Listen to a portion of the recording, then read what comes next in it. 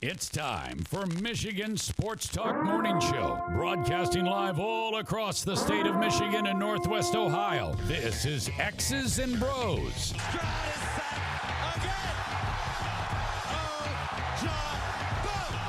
Swings it out to Sadiq Bey. Gets Benny in the corner. To Abdul-Rahman at midcourt. Extra pass. And it goes for the win. The three-pointer by Jordan Poole. Here's the give. Walker. Kenny Walker. Touchdown. Smarty. Goff's got it. Back. Looks. Throws. Ends up. Yes. Caught. Touchdown. Detroit Lions. They did it. Amon-Ra St. Brown in the receiving end.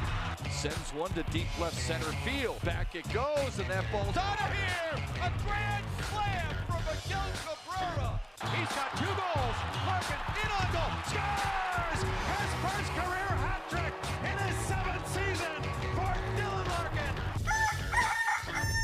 Here's your host, Anthony Bellino.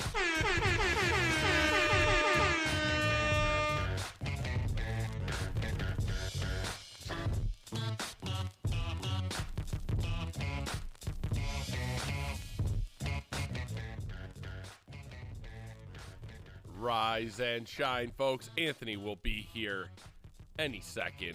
Rise and There shine, he is. Dan. There he What's is. up, man?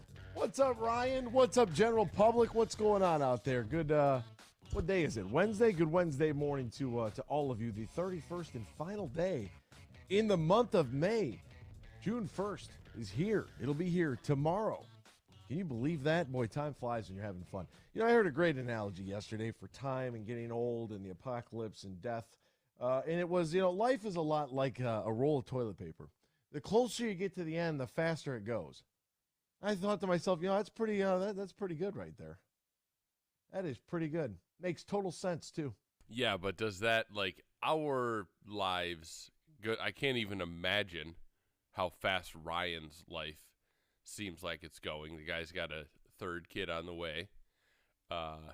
You and I, we're doing our own things. It's flying by now. The whole toilet paper thing, that means it's going to get faster. It only gets faster. See, I always heard your love is like toilet paper.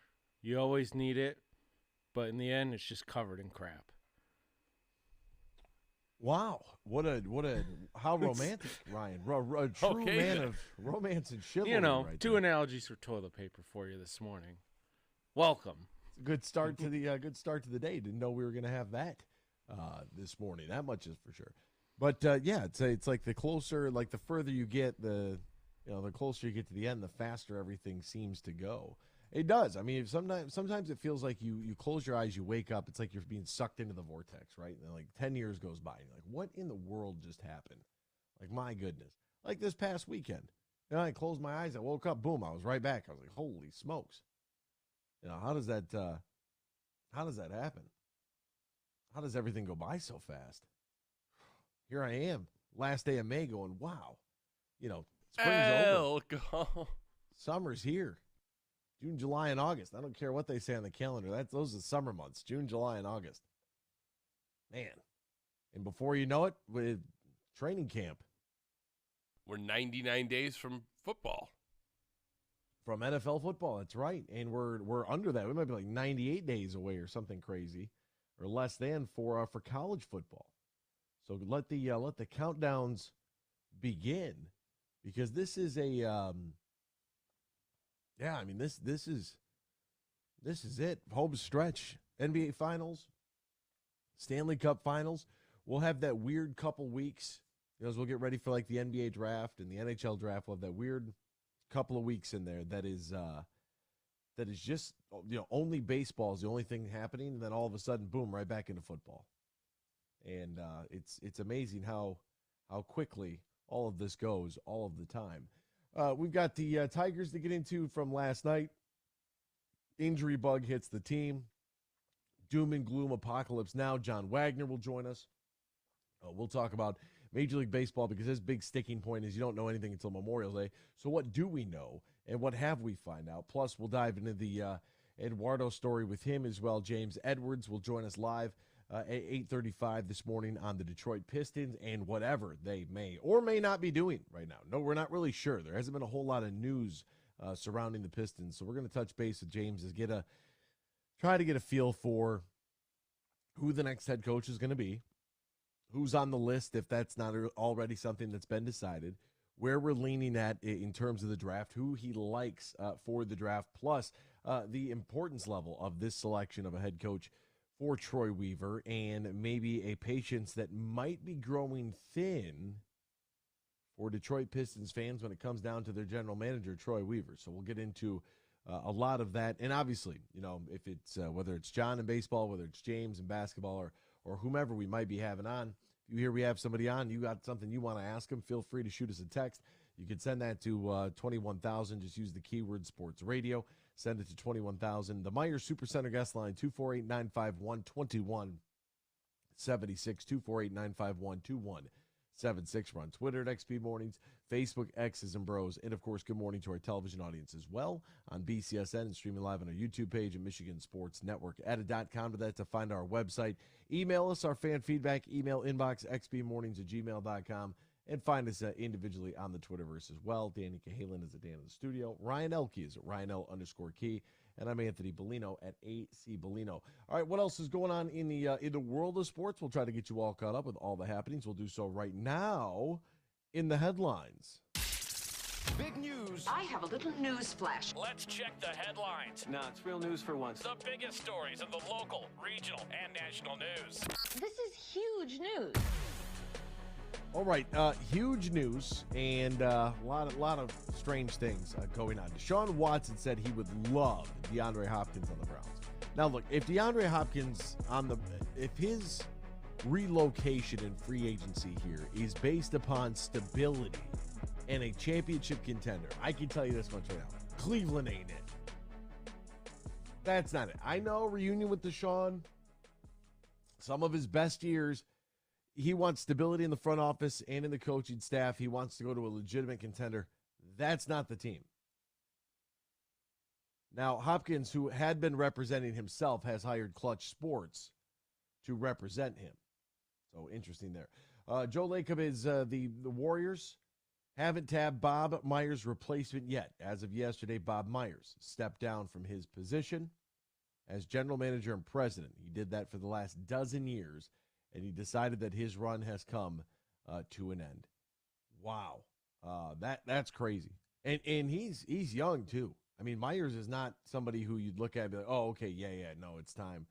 Like, I don't know. Like, this is possibly the big shift, the first big shift of the puzzle pieces in Golden State. Like, this could be the beginning of the end. Something you might want to keep your eyes on. Diamond Sports Group fails to pay the Padres. They have lost their broadcasting rights. They did not pay the Padres their latest rights fee, a monumental development that will send the team's broadcasting rights to MLB and establish a precedent for an uncertain, rapidly evolving television landscape. And to be honest with you, Diamond Sports, which is a subsidiary of Sinclair, operates under the title name of Bally Sports, didn't pay the Padres. Okay.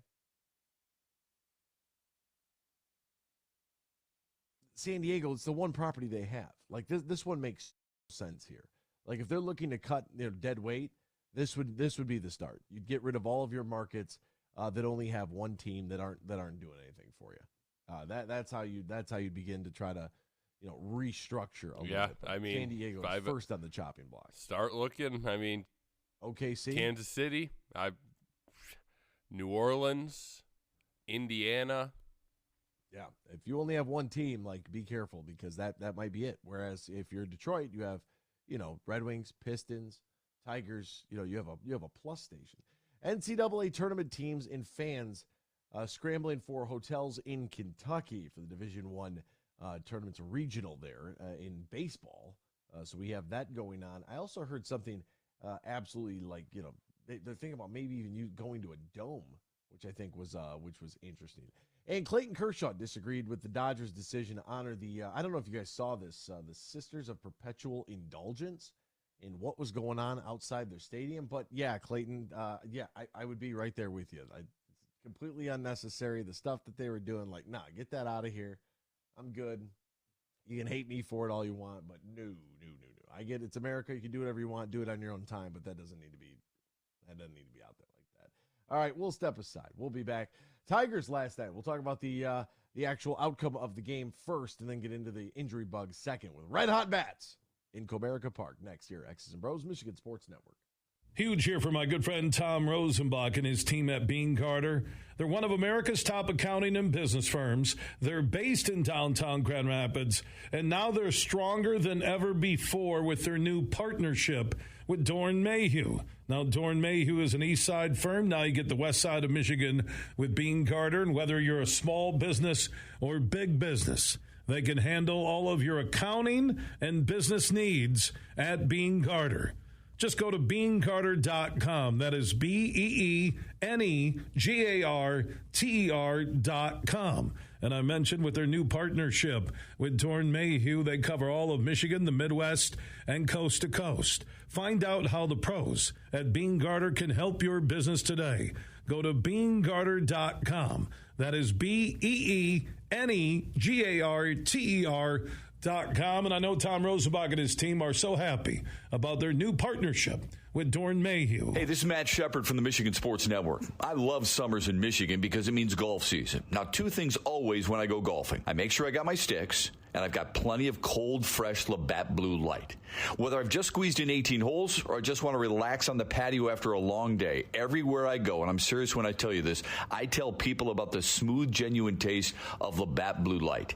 It's just a great beer. Michigan Sports Network is giving you a chance to win a foursome to Michigan's best courses. Just listen weekdays to The Huge Show and X's and Bros, or just text GOLF to 21,000 to enter. That's GOLF to 21,000. The trip includes 2 overnight stays and 2 rounds of golf, all brought to you by my friends at Labatt Blue Light. So grab a Labatt Blue Light the next time you head out onto the course and enjoy the blue skies, because blue is for Michigan summers and great times. Always enjoy responsibly. Copyright 2023 Labatt USA, Buffalo, New York. All rights reserved. Labatt is a registered U.S. trademark of Labatt Brewing Company, Ltd.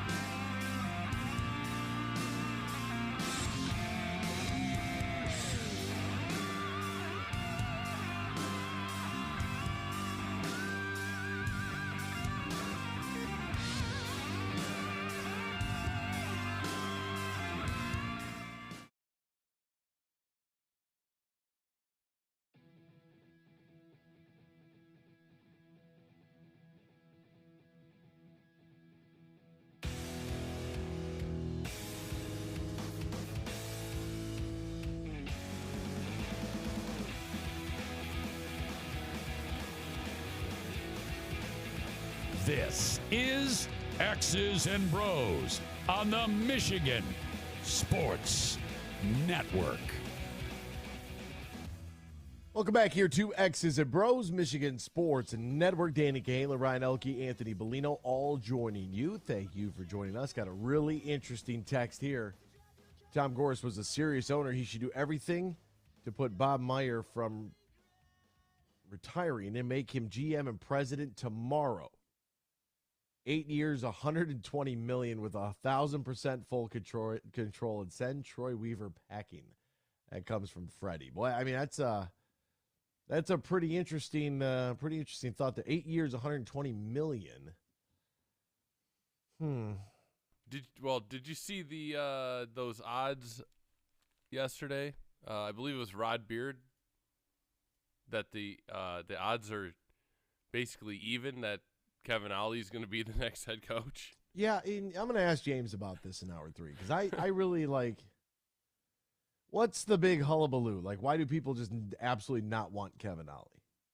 Yeah, that's a good point. You know, like everyone's like, oh God, it's like, well, I mean, you know, let's why? If you can explain to me why you feel that way, then I'm willing to listen. But if you're just like, no, I don't want him because he's not a guy that, you know, his name isn't Eric Spoelstra, well, then I don't know how to help you. Like, you know what I mean? Like, I just need to hear the pros and the cons. Why or why not Kevin Ollie?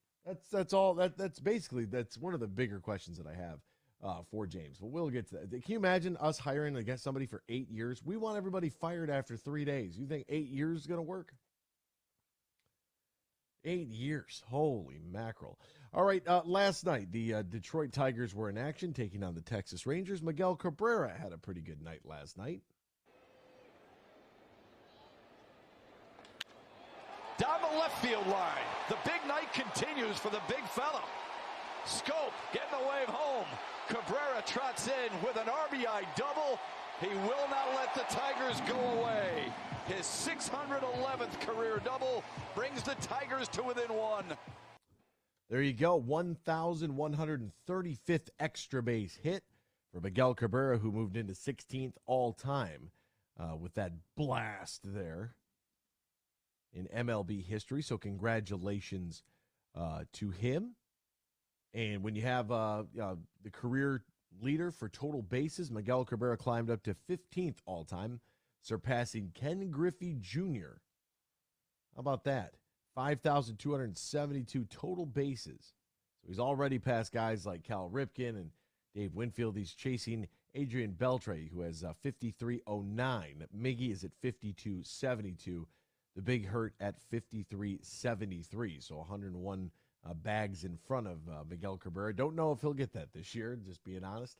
That might be the end of it. But last night's game ended 10-6. Really good offensive night for the Tigers. Who look, they had the runs were scoring. That's good. 6 runs on 8 hits, 2 errors. But the Texas Rangers 10 runs, 13 hits, no errors for them. Alex Faedo 4 1/3, 7 hits, 6 runs. All 6 were earned. Walked 1, struck out 4 through 73 pitches. Cisnero came in. That was rough. Holton came in. That was bad. Javi had an error late. There was a Jonathan Scope had a throwing error in the first or the second. Yeah, that was in the second. His second was in the second for Jonathan Scope. Javi Baez, his throw that was not on target. His 7th. Yeah, Javi's was a boot. He booted one. I don't know if he might have just made the. He threw it wide with the bases loaded. Yes, correct. Right. He didn't field it cleanly, and then he looked took at his time. home. He looked at home because he thought he was gonna come home to the guy, but then or the bases weren't loaded yet. I think it was second and third, something along like that. And then he looked home, then tried to throw it over to first base, and then messed up the throw. Texas goes up 10-6. It's like at that point, there already been so much wrong with the game. It's like, why not one more thing? The Tigers strand 6. They were 1 for 6 with runners in scoring position. Did have a couple of 2-out RBI, which is nice. Torque, Short, and Cabrera. Zach Short was 2 for 3 with an RBI, so good for him. Akil Badu came in. He was 0 for 2 with a strikeout. Javi Baez, 0 for 5. 1 run scored. Did strike out twice. Riley Greene, 0 for 1 before he got pulled. He did strike out. Andy Ibanez came in. He was 1 for 2 with a run scored and RBI. Did hit a home run. Nick Maton came in. He was 0 for 2. My goodness. With a strikeout, Maton at 162 on the average. Spencer Torkelson was 1 for 3 with an RBI and a run scored. Also drew a walk and 1 strikeout. He's at 232 right now. Big Eric Haas, 0 for 3, 2 strikeouts. Drew a walk. Jonathan Scope was 0 for 3. He had a strikeout and a walk. Miguel Cabrera, great day for him, 3 for 3, 2 RBI, a run scored. Average balloons up to 196. And you have Nevin and McKinstry. Neither one of those guys does anything. Jake Rogers, 1 for 3. Incredible Fu Manchu. And 12 team strikeouts for the Detroit Tigers. And our magic number of plate discipline for the team. 12 is not great. Only 4 walks drawn by the team. Not a great night. Texas is good. Like we can call it what it is. I think that Texas being better this year is just something. Curious. I mean, 2 years ago, there was a shortstop debate in this town, and everybody said Marcus Semien hadn't proven it. Well, the Rangers sure look a lot better than the Tigers right now, and they were right in the same boat with the Tigers, and they weren't even spending a dime until 2 years ago. Oh yeah, then they spent $1 billion in one offseason and signed Marcus Semien. Like, hey, you're a shortstop. We're moving you to second and signing Corey Seager to an even bigger deal. So Texas also doubled down on their spending and not just, look, we got this shiny new toy from the dollar store. That's it. Be happy. Yeah. Everybody be happy. This is what we got. It's a nice contract. Look at us. Look at us. We actually spent some money. And kind of rope y'all in, and that's what happens. That's what happens. I mean, we did spend some money on a certain starting pitcher. He's going to finish his Tigers career with what? 25 starts as a Tiger, something like that. Yeah, we will get into that and what took place yesterday's news briefing early and then after the game. We'll dive into that next year. But for the Tigers, Texas is a good club. If you could steal one today at 110, that would be great. You don't want to get out the brooms or anything like that for a series. You're 3 games back of 500. This is right about where the Tigers are going to be. And I think it's probably a good thing if you feel disappointed after a loss. That's probably a good thing for the fan base, to be honest with you. I mean, they're still 4-3 in their last 7 games. They'll hit the South Side this weekend, Friday, Saturday, Sunday, with a chance to make up some ground. But you do have the feeling that the team overall is playing better, which is a massive positive if you are a Detroit Tigers fan. It's not just apathy, right? I mean, it's good to be able to feel something, even if it is after a loss. Golf season is here. Matt Golden and his team are ready to welcome you to one of the best golfing experiences in the great state of Michigan. Tullymore Golf Resort in Canadian Lakes offers not 1 but 2 championship courses. Tullymore and St. Ives. Located about an hour north of Grand Rapids, 30 minutes west of Mount Pleasant. It's up north golf without the drive, and the lodging to be able to cater to you, your partner, your foursome, up to 400 of your closest friends and family.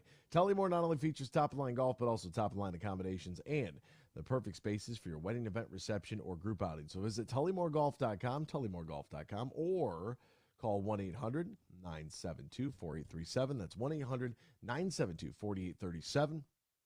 Book your stay and play at Tullymore today.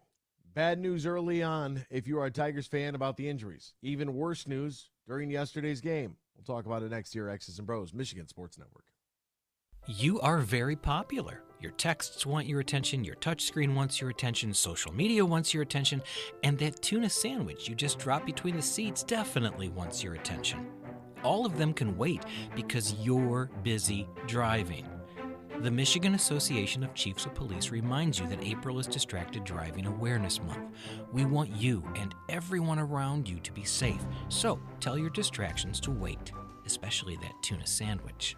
For a lot of us, music and mental health are intertwined. That's why the Collaborative Lab created In Tune, a free live stream event, and you're invited. May 18th is Mental Health Action Day, so take action for your own mental health by joining us from 7 to 9 p.m. Musical performances and conversations with the Verve Pipe, Barrel-Bones, Carlos Sese, Cole Hansen, and more. Visit IUnderstandLoveHeals.org to learn how you can join the party for free. From planting a simple seed to managing a global food supply, growing, processing, and distributing food is the backbone of America. You deal with food safety and labor issues, cost control, and not to mention Mother Nature. But do you have time to explore research development and biotechnical tax credits? Properly administer payroll for temporary employees. Ensure that you're operating at your most profitable? That's where we come in. We're Bean Garter. And while your business is America's food supply, our business is helping you run your business better. We'll assist with tax credits, assess your processes and controls, and so much more. And while we may not be able to help you plant your crops, we can help you realize a rich financial harvest. From the family farm to worldwide distribution of all the things you grow, grow your business better. Experience service, expertise, and simplicity at Bean Garter. Find us online, beangarter.com. Bean Garter.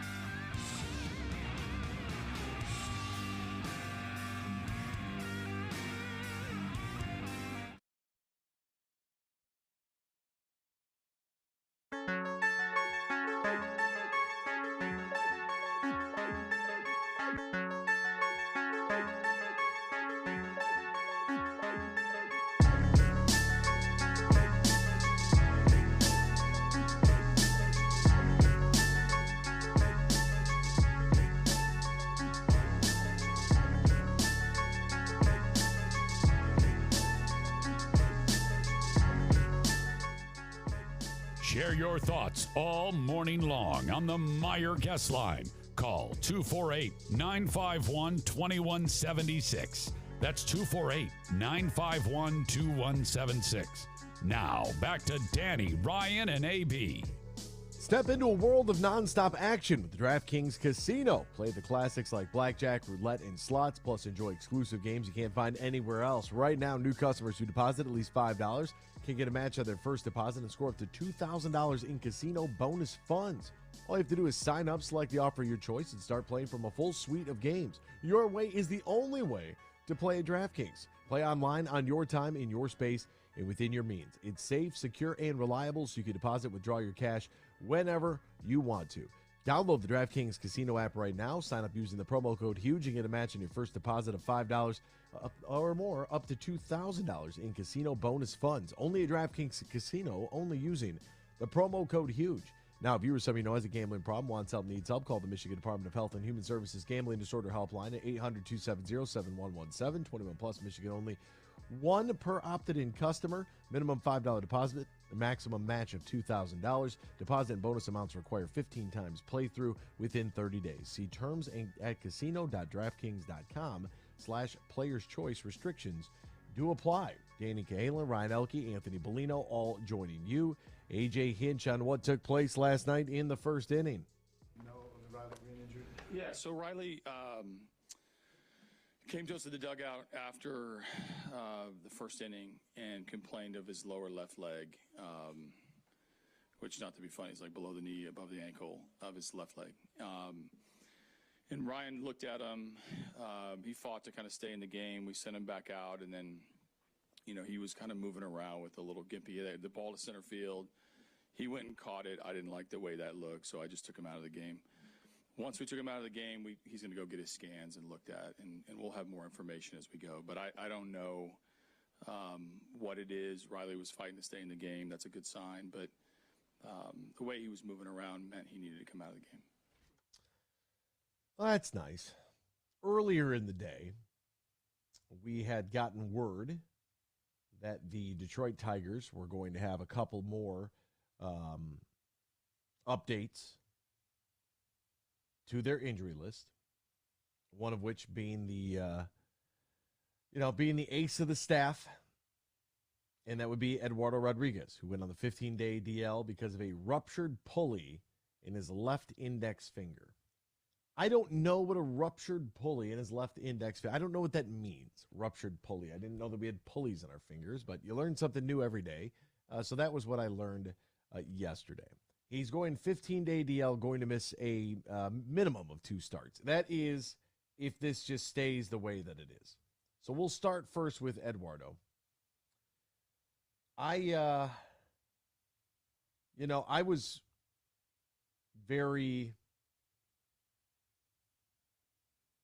was in on keeping him on the staff if this team was going to make a legitimate run at winning this division. Right? And for me, it feels like this could be the beginning of the end where, right now we might have lost some serious value. A finger pulley, a full return to activity is realistic in 6 weeks for grade 1 and grade 2 injuries, 6 to 8 weeks for grade 3 injuries, with full functional return by 3 to 4 months minimum. That's just what a quick Google search gave me as far as finger pulley rupture, swelling of the finger, difficulty forming a fist. Kind of reminds me of my dad. My dad can't form a fist anymore. Like, he can't close his hand all the way. His hand kind of closes, and like when he tries to make a fist, it looks like he's trying to hold some occupational therapy. Occupational therapy. Yep. Is that where you just they will help? Yeah, that's what my buddy Aaron is. He's an occupational therapist. Yeah, he makes like splints and stuff. So like, yeah, if your dad has like a clawed finger, my buddy will make like a splint, and like it'll have like a fishing reel on the back end of it, and every day you just pull it a little bit and it straightens your finger out. Oh, yeah, really? Stuff. Yep. Yeah. So his is like like if he was going to close his hand to make a fist, it basically, when he closes it, it kind of looks like he's trying to hold a golf club. Yeah, I see what you're saying. Yeah. Well, you could see. Like a trigger finger, basically. Yeah. Yeah, exactly. It's exactly what it looks like. And I don't know. Occupational therapy, I mean, you grind a bunch of ground beef with bacon and then throw some cheese in there and then work with your hands and, try to I don't know. I don't know if that's, does that count? Trying to make burger patties is occupational therapy. I'm not really sure. But this is bad news. 15-day, I feel like this 15-day disabled list run here, or injured list, pardon me, I think this is a Band-Aid on an open wound. And I don't think that this is like a little scratch or a cut. Like this, I think this is bad. 15-day is kind of everybody calm down, miss a couple starts, see what happens. Okay, we're going to find out new information. Well, what you just read, Anthony, is not good. Full functionality in 4 months. For a guy that needs his hand to throw a ball. That's the season's over. Yeah. Like, dude, and that was just a quick Google search. So I don't know, A4, A2, finger index pulley. First time I ever heard of a pulley in your finger. Listen, I'm not a doctor. Eduardo, you need to call LeBron. You need to figure out how you can come Dude. back from the greatest injury that people have ever heard of. And did you hear what they said allegedly about LeBron's foot? Oh, yeah. The more news coming out to distract that the Lakers got swept. Yeah. Yes.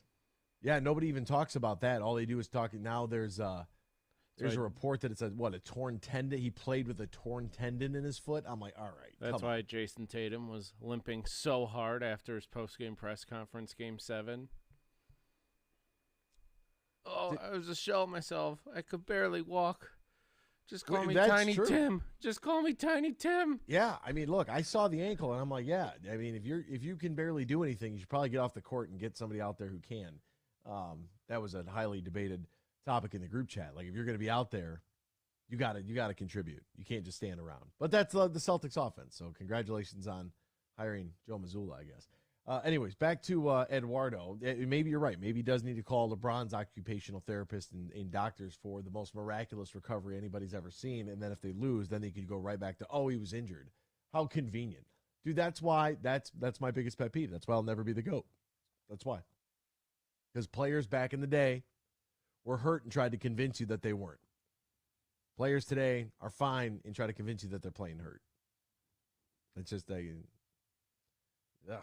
Anyways, Eduardo, if it would have said like a sprained pulley in his left index finger, okay. A ruptured pulley? Does that sound like something that 15 days is just going to magically fix? He's going to stick his hand in a cauldron somewhere, and then that's going to be it? Like, oh, no, it'll be fine. So the Detroit Tigers yesterday, in a 12-hour span, basically lost not only their ace of their staff, but also their most promising, best hitting prospect that they have as well. Hey, we traded for Jake Marisnik. Congratulations. Greene, who's hitting 294. He's got 60 hits, 29 runs scored. Team best 5 home runs, which is crazy that 5 is the number considering I forget who's in the lead right now with 20 on the season. Well, Rogers wasn't that Rogers 6th yesterday? He might have the lead now. Yeah, Jake Rogers does. Yes, that is correct. Which, fun fact, the Tigers are 0-6 when Jake Rogers hits a home run. So Rogers is in like a catch-22. Like, I keep hitting home runs, we keep losing. If I stop hitting home runs, I don't have a job because I can't hit anything else. It is quite the predicament he finds himself. By the way, the leader in Major League Baseball right now, Pete Alonso's got 20. Yeah, I'm pretty sure Jake Rogers has 17 hits on the season. And 6 of them are home runs. Goodness gracious. It's just a bad day all around. And we have an avid listener of the program, a contributor, a regular, who has been, I don't know, keeping us acutely aware that we've been relatively, I can't say all the teams, but the Lions played relatively healthy football last year, which is pretty incredible to do. I mean, Frank Ragnow has an inoperable toe, whatever that means. I'm not really sure. Toes are one of those things that you take for granted until you don't have one. And then when you lose a toe, then you realize your balance and everything else it definitely takes some time to transition there. Lions were good. Cade's shin broke in half. Okay. Goes for surgery. All right. So you got Cade with a big repair. That kind of derailed the entire season. That was a disaster anyways for the Pistons. The Red Wings, they definitely had their injury problems. I mean, my God, could they ever field a full complement and a full lineup? If they could have stayed relatively healthy, what might have been different last season. But that's not the case. And here are the Tigers now with the best hitter that we spent all day talking about yesterday and how he is the future. This is the real deal. He's the guy. I'm over here just giggling about it because, hey, we finally have one. Yesterday we were talking about endorsement deals for Riley Greene. What a difference 12 hours makes. We went from endorsement deals to, all right, it's lower leg. And as I would place a bet, Anthony, he might play today. It's over. No. All over, Dan. He might play today. That's how. I hope he does. He jammed his. You know how you jam your foot sliding into second or something, and it just feels a little awkward for a couple hours. He'll be fine. What made me nervous is that when AJ Hinch said lower left leg, and he said not to be funny, but below the knee, above the ankle. Because then that first thing I think of is a calf. And what's your calf attached to? Your Achilles. Now, I'm not a doctor or physical therapist, but I know that much, and I only know that much from Kevin Durant. Thanks very much, KD. But anytime, now I think that we have a greater understanding when you hear calf, who was it from the LA Rams? Was it Cam Akers who tore his Achilles? You have a calf injury or an Achilles injury, it could be a lot worse. Jeff Okuda, there's another one. Tracy Walker. Dude, you don't want to play around when it comes to that. So if it's Riley Greene and it's a calf, if it's soreness or whatever, the guy's finally in a groove. Do you even take a chance at risking it, or do you give him a couple days off? If he feels great today and he's stretched out and did all that, and calf feels fine, and he did that thing where your toes are above your heel and you're really getting that deep stretch in the calf, do you feel okay with that? And you're just hey, I'm ready to go right now. Let's get. I want to get back out there. Are you comfortable with playing him, knowing that you got your ace of your staff now with a pulley injury that is basically, wiped out the value? I don't know how serious the pulley injury is, but that's the first thing I thought of is there goes his trade value. There it is. Gone in the blink of an eye. Should that be something that the Tigers should be looking at? Hey, we need to, we were thinking about moving him, but now what are we going to get in return because of the injury? It's a big question here.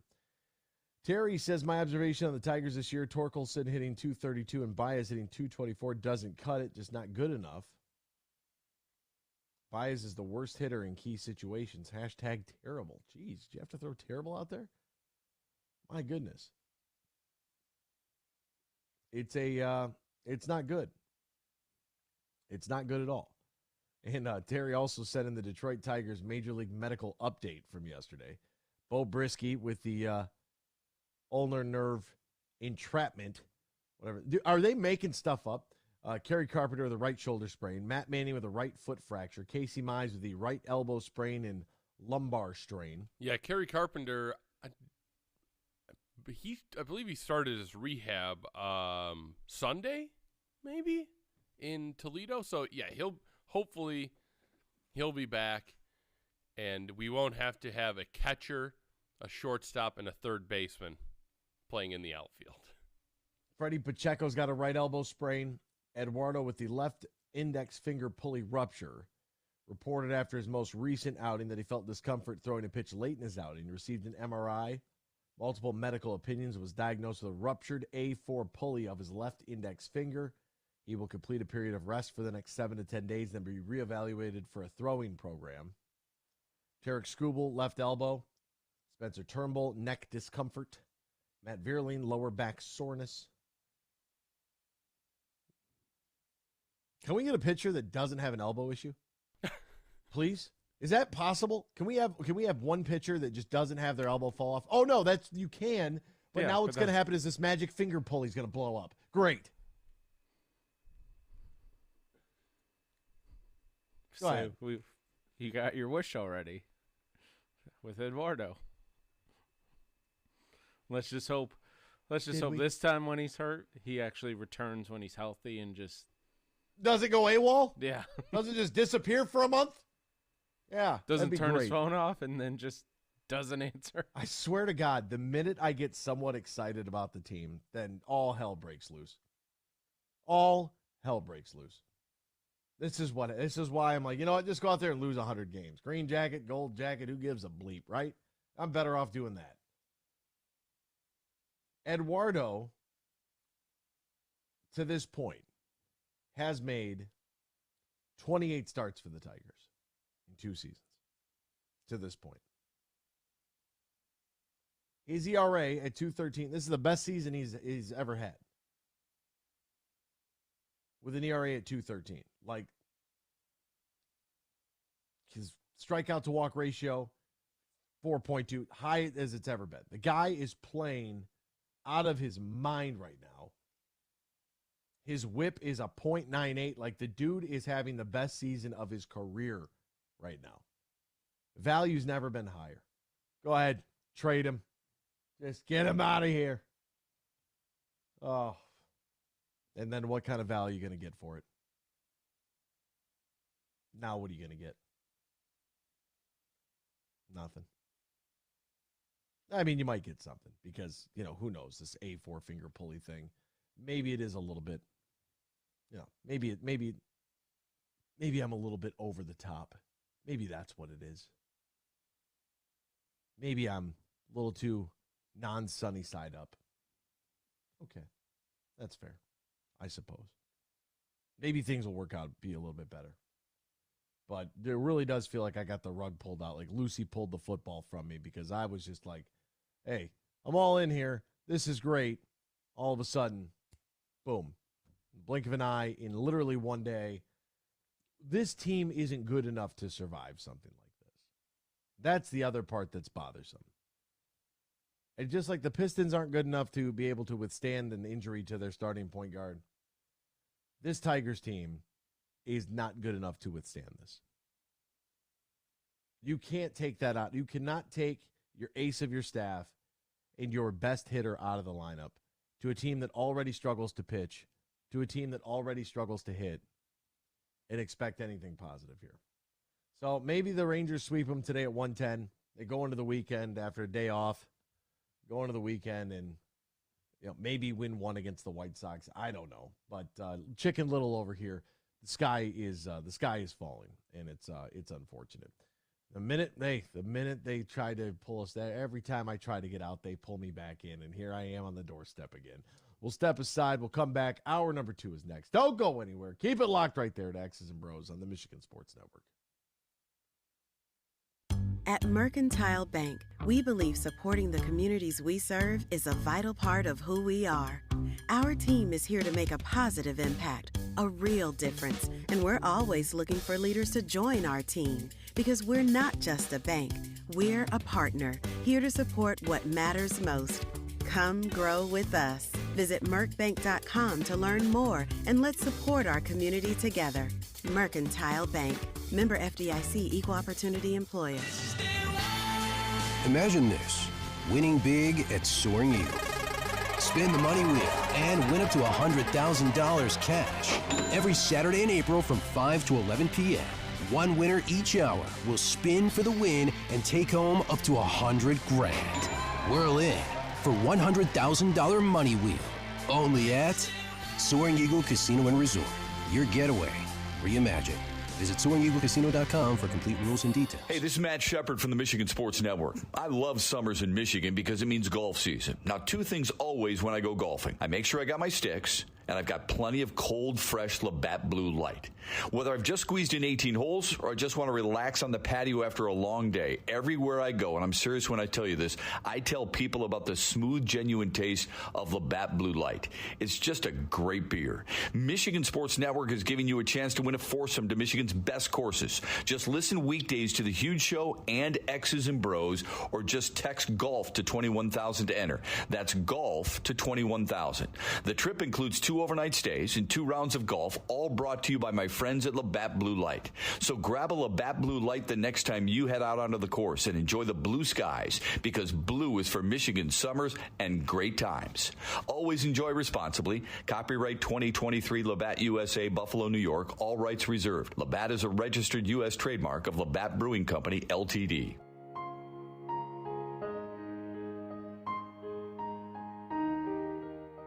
If you or your family is touched by autism, learn more about Freddy's Foundation at #PopTheTap at FreddyThePizzaman.com. That's FREDI, thepizzaman.com, or email FreddyThePizzaman@gmail.com.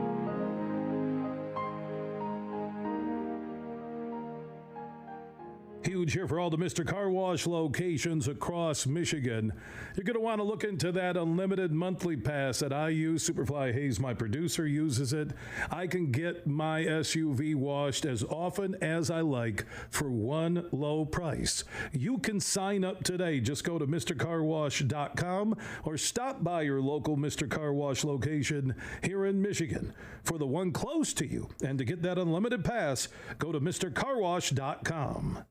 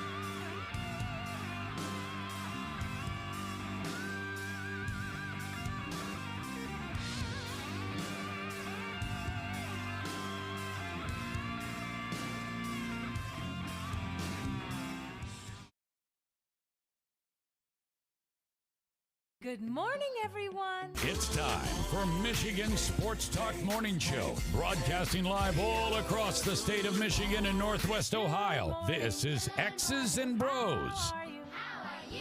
Good morning. Good morning. Good morning. Good morning. Good morning. Good morning. It's a good morning. Wake up to a brand new day. Hello.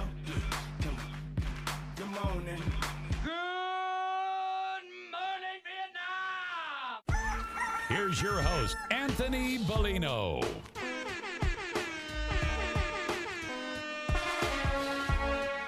Rise and shine, folks. Welcome back here to X's and Bros, Michigan Sports Network. Great to have you right along with us, no matter who you are, where you are, how you may be listening, all across the great state of Michigan and in Northwest Ohio as well. From Traverse City down to the Glass City, GR to the Motor City, we say good morning to you. We welcome you. We thank you. We appreciate you. And, of course, we encourage you to join the program at any time. Text the keyword sports radio. Send that to 21,000 sports radio to 21000.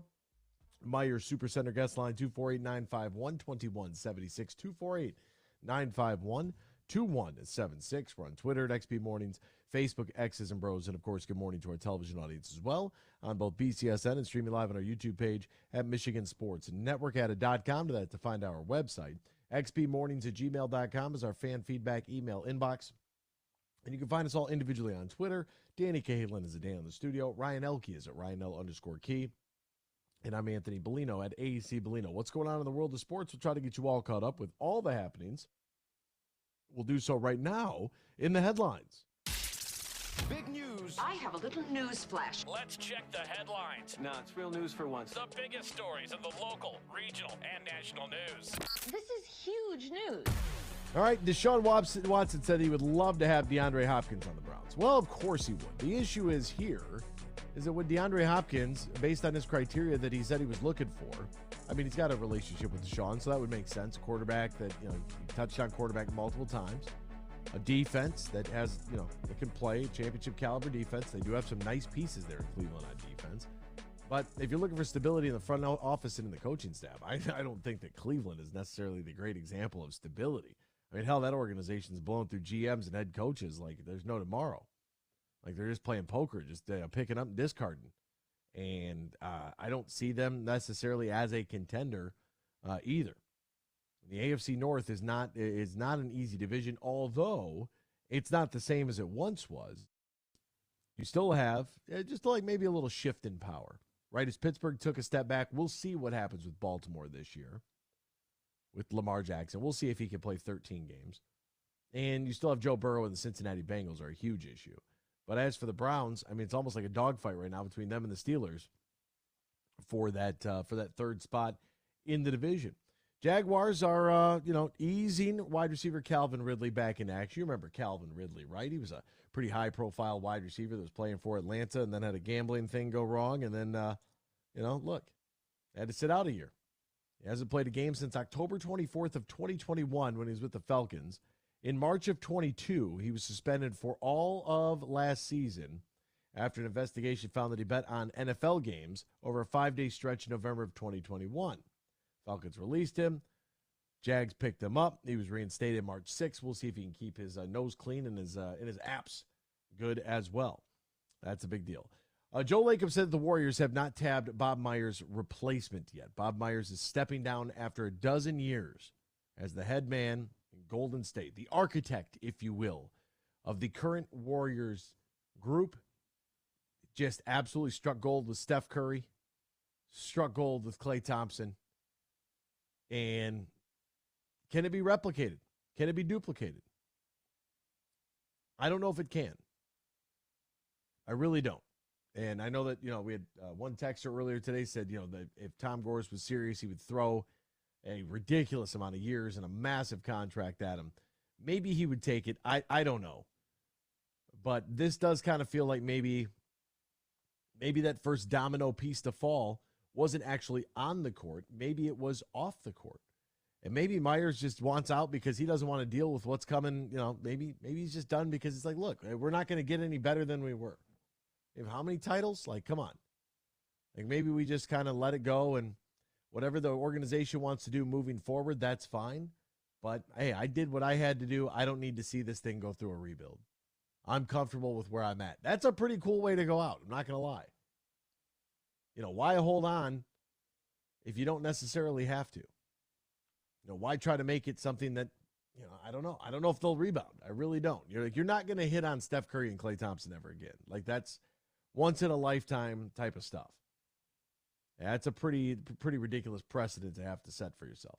The MLB is going to provide the San Diego Padres their games through its MLB TV app for free through Sunday. After that, in-market fans can continue to stream games for $19.99 as the Diamond Sports Group has bailed out on San Diego. They have decided not to pay the Padres their last rights fee, a monumental development which sends the broadcast to MLB now. I don't know what happens as far as payment. I really have no idea how that works out, who does what here, and how they come up with that giant sum of money. I'm not real sure. Participating baseball teams that are searching for hotel rooms in the NCAA Division I tournament, regional at the University of Kentucky in Lexington this weekend, aren't finding any luck whatsoever. On Sunday, Kentucky was selected as one of the regional sites for the baseball playoffs, which is fine. But the games will occur in Lexington on the same weekend as the Railbird Music Festival, a massive event that will be headlined by country music stars Tyler Childers, never heard of him, and Zach Bryant, never heard of him either. And the state high school playoffs for softball, baseball, and track and field are all taking place in the same city, along with this Railbird Music Festival and the Division I playoffs. Dang, it sounds like a good lineup, though. What about the Great American Brass Band Festival in nearby Danville, which draws more than 40,000 people per year? West Virginia, Kentucky, Indiana, and the Ball State Cardinals are participating in this regional, which begins Friday. They don't have any hotels. It's the same issue the Toledo Walleye ran into when they went out to Idaho, except for they had Luke Bryan or somebody out there, like a name brand guy. Ridiculous. Tyler Childers and oh, is it Childers? Yeah, they are name brand in the as in great value as a name brand. No, like they don't get radio play because they don't make radio music. They don't make pop country, but they are huge country music stars, Zach Bryan and Tyler Childers. Well, I thought it was Luke Bryan. That he plays. Are they brothers? He plays pop country. Luke, no, they're not. Luke gets the radio play. Who's this other Bryan guy? What a sham. He actually, Zach Bryan put out his last album, I believe, was like titled "Screw Ticketmaster" or something like that. I thought his name was Zach Bryan. Yes, Luke Bryan is the country star. Who's Zach Bryan? He's the almost country star. Sounds a little suspect to me. Texas is going to add former Wisconsin and Pitt coach Paul Christ to their staff. So they have special assistant to the head coach Sark. How about that? Chris will work with the offense in a similar role to a longtime TCU head coach Gary Patterson, who worked with Texas's defense as a special assistant to the head coach last season. Chris was 67-26 at Wisconsin before being fired on October 2nd, a day after the Badgers fell to 2-3. He went 19-19 in 3 seasons at Pitt before returning to Wisconsin, where he served as an offensive coordinator and quarterbacks coach from 2006 until 2011. Yeah, what do I know? I'm just a designer fan. I'm not in media. Vila's guys are hurt, and some are depressed that they are. It's got nothing to do with Al Avila. I haven't mentioned Al Avila's name in what feels like months, and we've been all better off for it. We've been better off for it. You couldn't hire. I don't know if Bob Myers would take the job. I'm not saying it's out. Like, I'm not taking your idea and throwing it in the wastebasket. Call him up. Ask him. Like, hey, can you fix this? Because as of right now, we got some questions that need some answers. I'm okay with that. I'm all right with that. I wouldn't consider that unnamed texter, who I have a feeling I know who it is. I wouldn't consider him a designer sports fan because he's got too much knowledge. The designer sports fan's the guy that chases the Ben Simmonses of the world because they don't know of anything that took place before 2010. All right, we're going to step aside. We'll be back. It sounds like Dave in Hudsonville wants to talk a little shooty hoops, so we'll get to that next here. X's and Bros, Michigan Sports Network. From planting a simple seed to managing a global food supply, growing, processing, and distributing food is the backbone of America. You deal with food safety and labor issues, cost control, and not to mention Mother Nature. But do you have time to explore research development and biotechnical tax credits? Properly administer payroll for temporary employees. Ensure that you're operating at your most profitable? That's where we come in. We're Bean Garter. And while your business is America's food supply, our business is helping you run your business better. We'll assist with tax credits, assess your processes and controls, and so much more. And while we may not be able to help you plant your crops, we can help you realize a rich financial harvest. From the family farm to worldwide distribution of all the things you grow, grow your business better. Experience service, expertise, and simplicity at Bean Garter. Find us online, beangarter.com. Bean Garter. They say consistency is the key to success. They weren't wrong. So how about grabbing a beer that's consistently smooth, consistently refreshing, and consistently light? You might just find that the road to success can be pretty enjoyable. Michelob Ultra, the perfect balance of taste and refreshment, and only 2.6 carbs and 95 calories. It's only worth it if you enjoy it. Enjoy responsibly. Anheuser-Busch Michelob Ultra Light Beer, St. Louis, Missouri. Bill Simonson here for Roast Umber Coffee. It's a farm-direct coffee sourced from Central American farmers and roasted in Grand Rapids. And their Nitro Cold Brew Coffee is a convenient and healthy option with no sugar or additives. So if you want a great coffee or energy drink to power you through your morning and your day, it's available in ground or whole bean or in cans. More information on the website and direct delivery to your door at roastumber.com.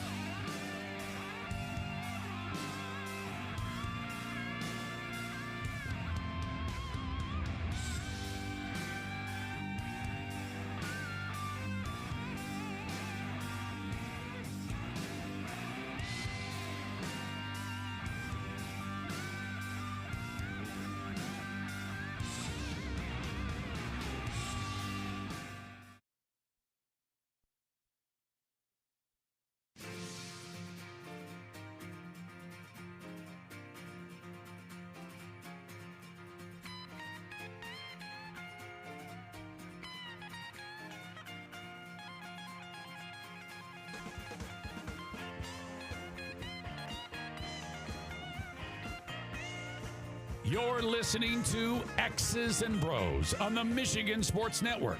Can't call in? Text us using the keyword sports radio and send it to 21000 or tweet us at XB Mornings. Now back to Danny Cahalan, Ryan Elke, and Anthony Bellino. Great weather this weekend, folks, which means it's a great time to call my good buddy Matt Golden over at Tullymore.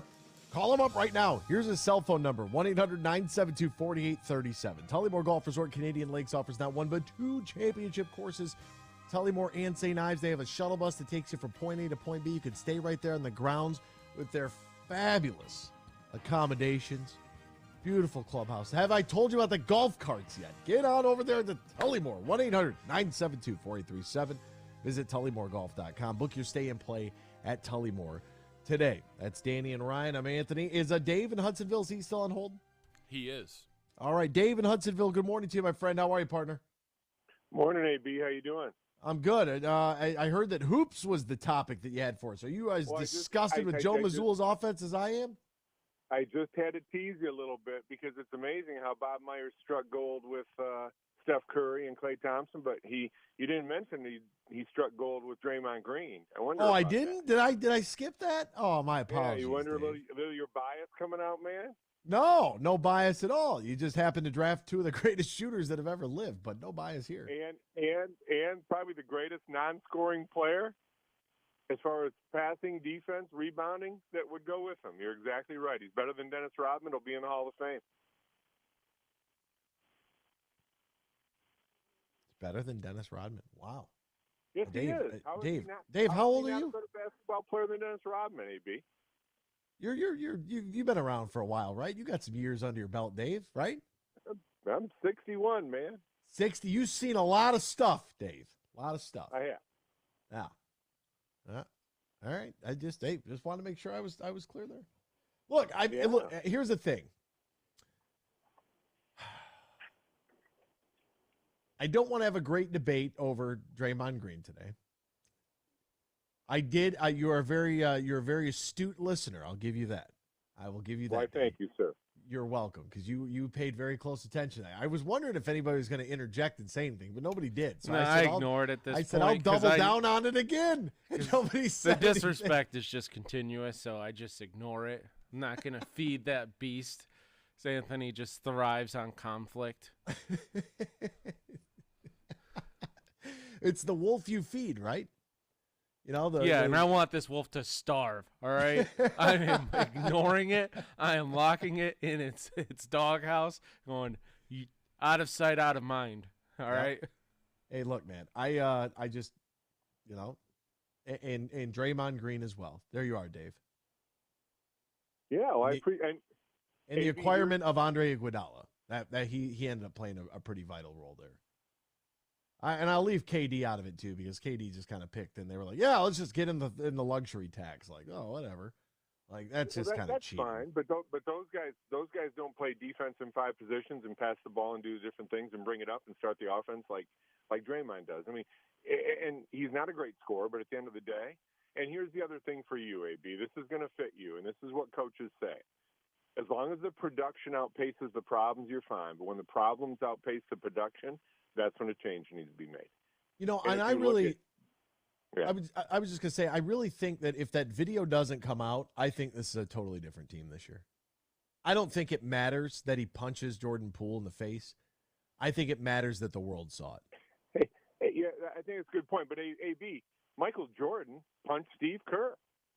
And look at the way Steve Kerr, look at the way he handled it. Look at the way that Steve Kerr talked about it. Nobody saw the video of that. And we applauded Michael Jordan for punching poor Steve Kerr in the face. Yeah, and now today it's like, oh, it's a war crime, travesty. Can't believe you do it. Of Michael Jordan being a great leader, you know what I mean, and so forth. And so you're exactly right. It's all context, and it all fits in, and what goes on behind the scenes is far greater with those teams and the stuff that happens or whatever than the public will ever know. Yeah, in Phil Jackson's book, 11 Rings, he brought the team in that Chicago Bulls team where Jordan had punched Kerr. He brings them into the locker room. He writes about this in his book. It's a fabulous book. If you're a basketball fan, I think 11 Rings is a must read. Whether you like Phil Jackson or not, it's because it's not so much X's and O's. It's how he managed the different personalities. And the Zen Master brought them all into the locker room, turned all the lights, had the lights on. They had to write something down that was bothering them on a piece of paper. And he shut all the lights off. And they had like this fire in the middle of the locker room where they had to like walk in and they had to drop their paper and their problem into the fire. It's some just a weird spiritual thing going on, but it worked. Like that's what he did. The one thing I do wish about the punch, one that it wasn't on video for all of us to see, because then it's like, well, Jordan Poole feels bad because he got punched, and it's like, oh my God, you got all these people on the internet going, oh wow, these adult men that are competing, they get angry and they curse at each other, and a fight broke out. Oh my God, the humanity! A bunch of people had never been competitive in their life talking about it. But the thing that bothers me is I wish we would have known why he threw the punch. Like if you would have said Jordan Poole said X, Y, and Z, and you know what? I'm not going to take that from a guy who just got here and just got his first paycheck. I would have been totally fine with that. And you know what? You're right. Just slap the kid. Do what you got to do. And AB, too, the difference, hey, every day, multiple times in football and hockey, fights happen in practice or in games. You know what I mean? But, Dave, what about the kids? What about the kids, Dave? Yeah, exactly. but at the end of the day, they have to learn in regards to the fact that when you have those guys with ego and testosterone around, and it's going to work that way, and sometimes it gets to be that point.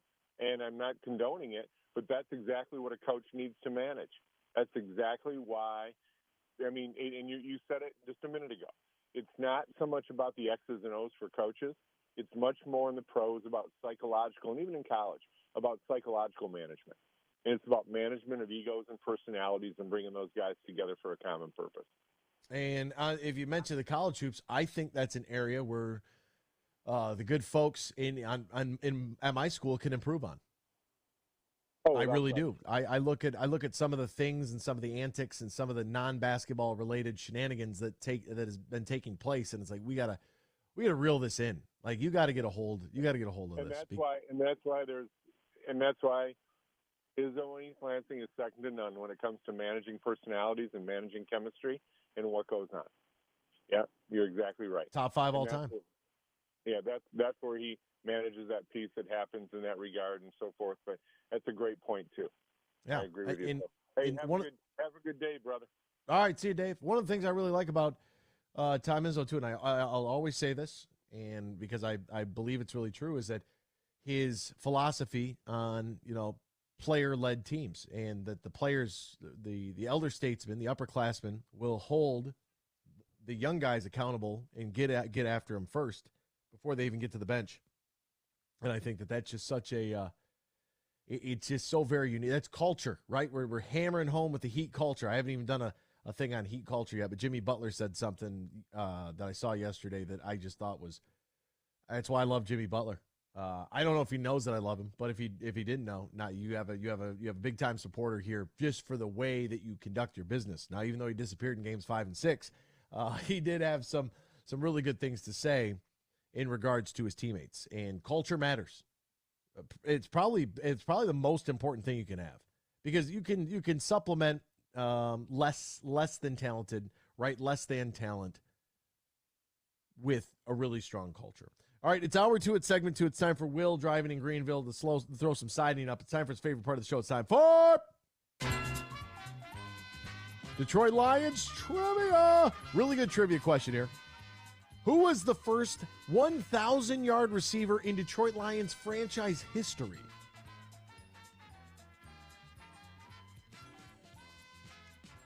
Wow. Yeah, I told you it was a good one. It's impossible to get, though. You want a hint? Perriman. No. Oh, boy.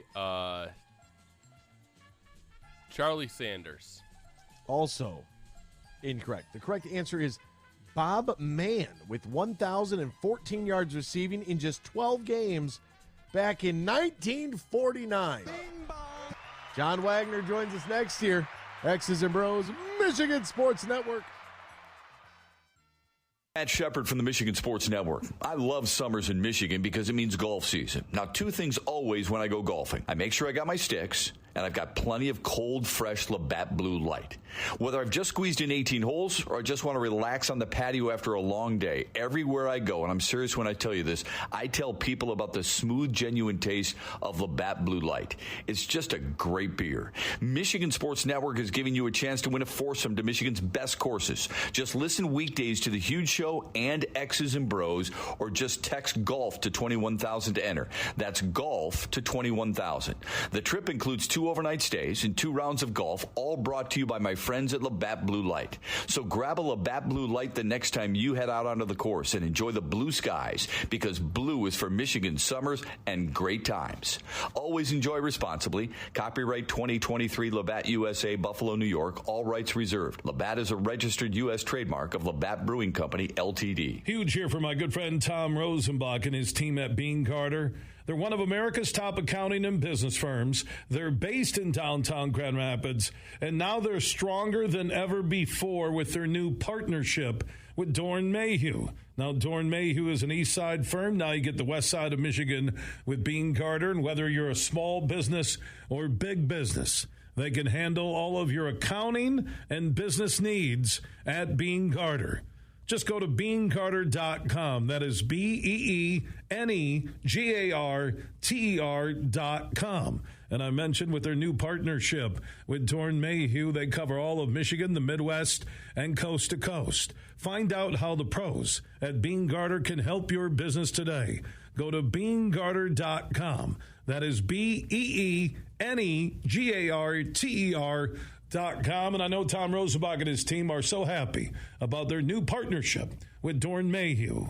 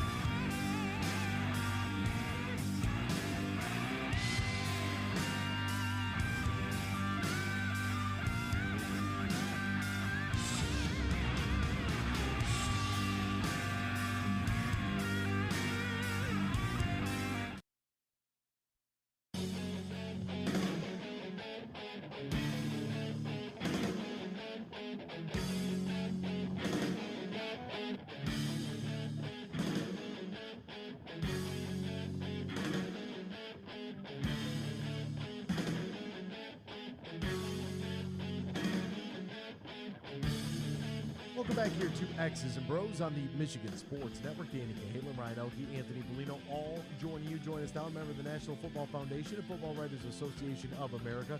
Also covered the Detroit Tigers for a couple of decades in the minor league system there. My good buddy, John Wagner. Find him on Twitter at John Wagner Media. Johan, my good man, how are you? How's life? How are things, partner? Anthony, I am a little slice of heaven. How are you doing this morning? I'm doing very well. Happy Wednesday, hump day, all that good stuff. And guess what? We've made it past Memorial Day, which means that you are going to be able to tell us exactly what we've been trying to figure out this whole time through, I don't know, however many games we've played, 50-ish, right? 53, somewhere in that range for most MLB teams. Do we finally know what we have, or is it still too soon? It's still a little soon, but we're starting to figure out some patterns here. I mean, for example, we thought that the American League East is really, really good, and it's going to be really, really good all year. It seems there, as the Blue Jays have learned in the last week or so, don't go into any kind of slump because it's going to bury you. I mean, all they did was and it wasn't terrible. They went 3-7. Which isn't terrible, but it's not great, obviously. And all of a sudden, they're in last place in their division and 10 games out of first place. So in that division, don't slump. You better bring it every day, every week, all season long.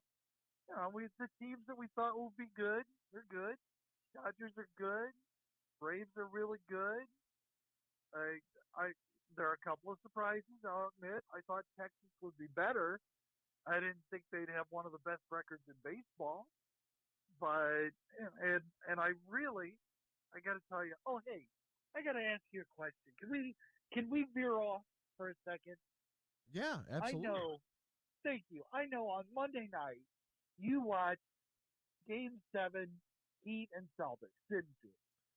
I did, and I also was able to partake in Game 6, Vegas Golden Knights, Dallas Stars. Perfect. That's exactly what I was hoping you'd say. You missed the game of the night. You missed the news of the night. Because, frankly, the Game 7 game, and trust me, did not watch a second of it, but the Heat won pretty handily. Did they not? They did. Okay. And the Knights, I did not watch a second of that game, but I could tell with a final score of 6-0, they won extremely handily. Did they not? They did. So you missed the game, and it was on nationally on Fox 1, I believe. What game did you miss? Oh, hell, I don't even know. I mean, Monday night. I mean, You I spent the whole a large majority of the afternoon in the car after rallying the troops to get them out of the Windy City. So if I was gonna take a quick gander, what Diamondbacks Rockies? Oh no, you were in the right city and you left. What, Angels you White left Sox? The day early. Angels White Sox. The return of Liam Hendricks. Yeah, from cancer, dude. This is true. Lymphoma. Cancer. Yeah, that's right. Yeah, I mean, and he struggled. Okay, he gave up a run. He looked okay. He didn't look like Liam Hendricks, but just having him on the field again, knowing that he beat cancer and beat it as quickly as he did. Somebody will correct me if I'm wrong. I could very easily be wrong, but I believe that he announced he had cancer last November, December. Yeah, it's been about 6 months, I think. 6 months.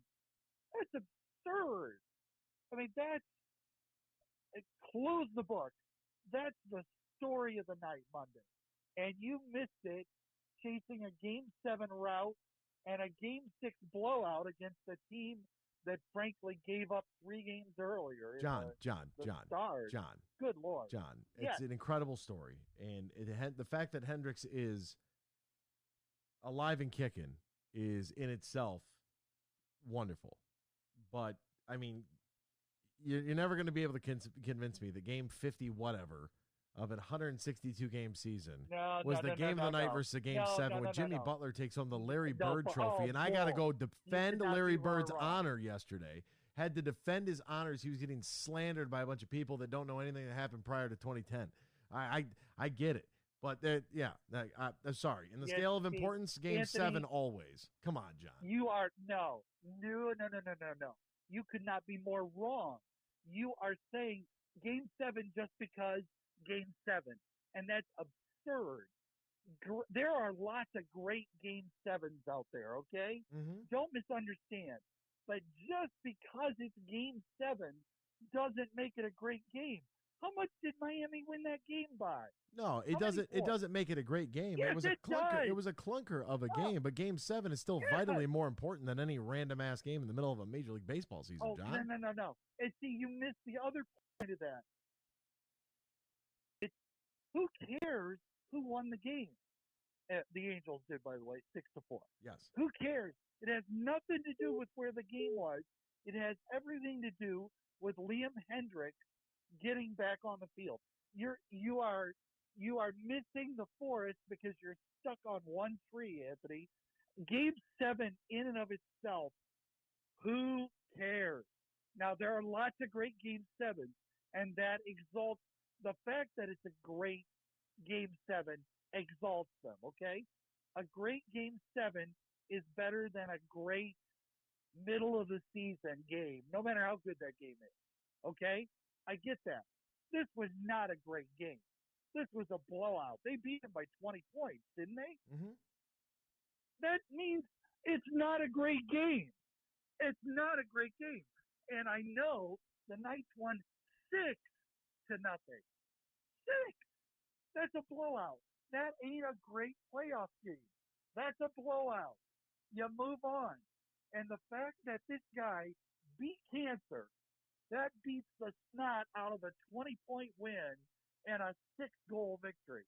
Beats the tar out of him. Anthony, I'm shocked we're even debating this. I refuse to accept debate on this. You get the last word and we move on. I mean, look, we're trying to determine who's going to the finals. It's sports. It's not sports. It's kind of sports related. The fact that he's back out there, right? That is fantastic and wonderful. But I mean, how the hell are you even going to watch Angels White Sox? Was it on FS1? It was on FS1. Okay, all right.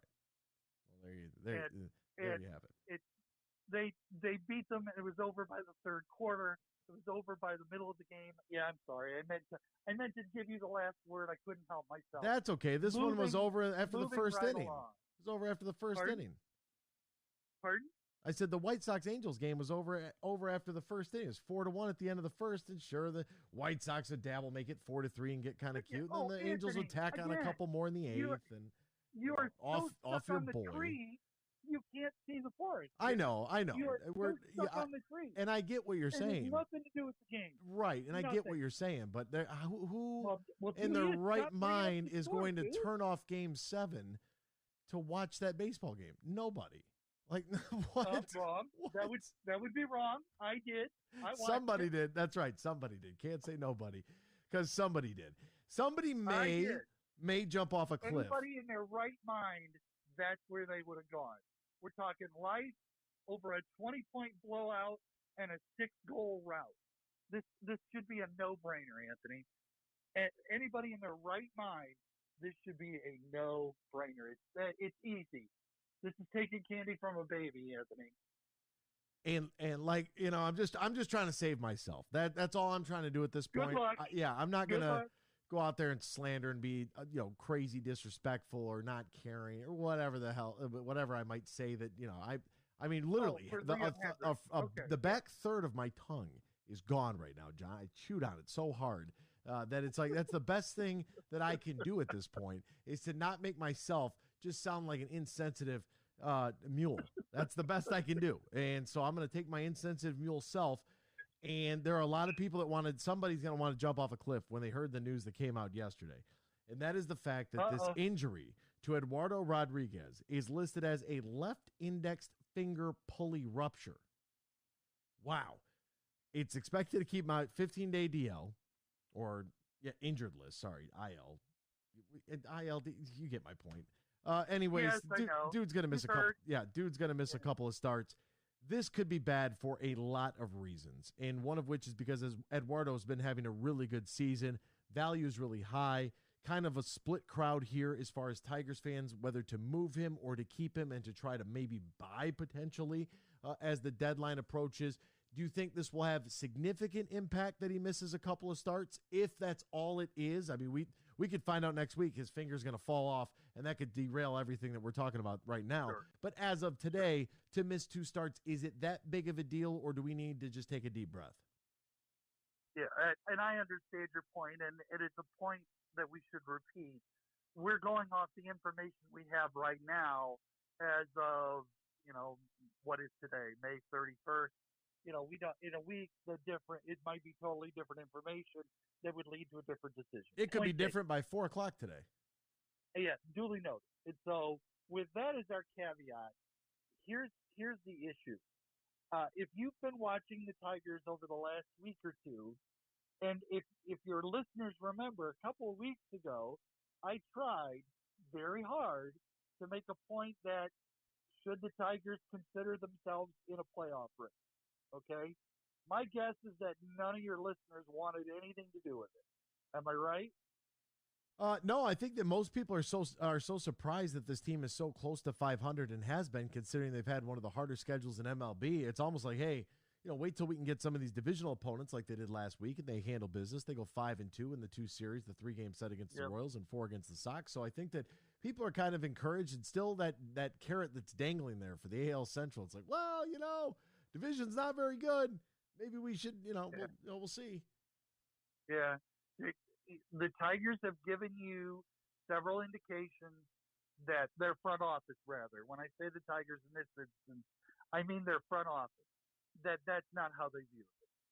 Here are the 2 examples. One is very, very obvious, and it's Joey Wentz. He has struggled mightily in his last few starts.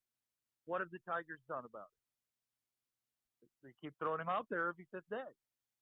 Part of that is because they don't really have another option, but part of that is because, listen, the only way that this guy is going to figure out how to get out major league hitters is to go out there every 5 days and try and get major league hitters out. If he can't over the course of this season, okay, that's not terrible. We're going to know you can't build on him as a part of your rotation. We move forward. The Tigers are going to get an answer to that this season. That is part of their plan. So the fact that he's still there tells you that they don't really view themselves as a playoff contender unless every other team basically holds the door open and says, would you please enter the playoffs? Which eventually, I think, the Twins or the Guardians or the White Sox are going to say, enough of this nonsense, we're going to go win the division. Another one is Andy Ibanez. Ibanez started out ice cold, had a couple of really good weeks, and then has been ice cold again. What did the Tigers do about that? Not a thing. They kept running him out there. That tells you that they're going to let him work through it and either figure out how to succeed at this level, or again, at season's end, they're going to say, listen, you can't count on Andy Ibanez over the course of the season. We got to find another answer. Those 2 are telling me the Tigers are not in the playoffs or don't consider themselves a contender. Ooh. All right. Here we go. So, a little juice there, John. Okay. Well, you know what, though? I just realized as I was sitting there thinking, well, I'm done talking. Well, except I didn't answer your question, did I? Your question was about Rodriguez. And I didn't answer that much, did I? That's okay. I mean, hey, it was still, for not answering the question, that's a pretty good answer, though. Do you know what I mean? Well, you know what? Let me talk about Rodriguez, because when we talked about him a few weeks ago, I did not realize something that I know now. And that is that Rodriguez has an opt-out on his contract. In other words, he still has, I believe, 3 more years on this current contract. But at the end of this year, he can say, listen, I'm out. Free agency, effective immediately. Here we go. And let's just say, and again, this comes all the way circling back to, we do not know what his future looks like. Will he be gone a week or a month or the rest of the year? But let's assume that it's short term and he's back after 15 days on the injured list and continues to pitch as he's been pitching this year. Is he going to opt out of his contract? Oh, you betcha he will, and wisely, and he'll make a lot more money. So the reason that's important is if you're trading him somewhere, instead of saying, well, you're going to get 3 more years of Eduardo Rodriguez, and if he's like he is this year, you got 3 good years coming. You can't guarantee that. If he pitches well, he's going to be a free agent, get more money, and a team that is trading with the Tigers is going to take that into consideration. So, long story short, what the Tigers get back for Rodriguez is not going to be as big as if they could guarantee 3 years of him under contract, as opposed to the only thing they can guarantee, which is 4 more months. That sounds like wheel 'em and deal 'em, John. I know people are going to be happy about that. Oh, Eduardo, why would you do it to us? He's John Wagner. Find him on Twitter at John Wagner Media. Johan, my good friend, thank you so much for your time today, partner. We greatly appreciate it, and I know you're looking forward, to tomorrow, because that is the start of the NBA Finals between the Denver Nuggets and the Miami Heat. Oh yeah, I've got somewhere to be, Anthony. But I hope you and your listeners enjoy the NBA Finals and the Stanley Cup Finals. Just enjoy them. I'll watch baseball, and we'll talk about it next week. Oh, John, look, and Chris just sent me a message, and he said, dude, save the feel-good stories for, Sunday morning in July. I'm not trying to take away from anything that Hendricks did and what he came back from. I get, like I said to John, I'm not trying to make myself sound like some insensitive, mule, but it's not even close to playoffs. I'm sorry. We can argue this and debate this as much as you want. I could not care less. Like, give me the playoffs. We had a Game 6 and a Game 7. Both were elimination games to decide who goes to the finals. Like, you're out of your mind. All right, step into a world of nonstop action. With you. 100% with you. With me? Yeah. Look, I love baseball as much as the next person. If it's a Game 7 of the Eastern Conference Finals of a different league, I'm watching that because it's more important than Game 55 of the MLB season. Thank you. Play all the classics like blackjack, roulette, and slots, plus everyone can enjoy exclusive games you can't find anywhere else. Right now, new customers who deposit at least $5 can match their first deposit and score up to $2,000 in casino bonus funds. All you have to do is sign up, select the offer of your choice, and start playing a full suite of games over at the DraftKings Casino. It's safe, secure, and reliable, so you can deposit, withdraw your cash whenever you're ready. Download the DraftKings Casino app right now. Sign up using the promo code HUGE. You get a match of your first deposit of $5 up to $2,000 in casino bonus funds. Only at DraftKings Casino. Only using the promo code HUGE. Hour 3 is next. X's and Bros, Michigan Sports Network. In the den.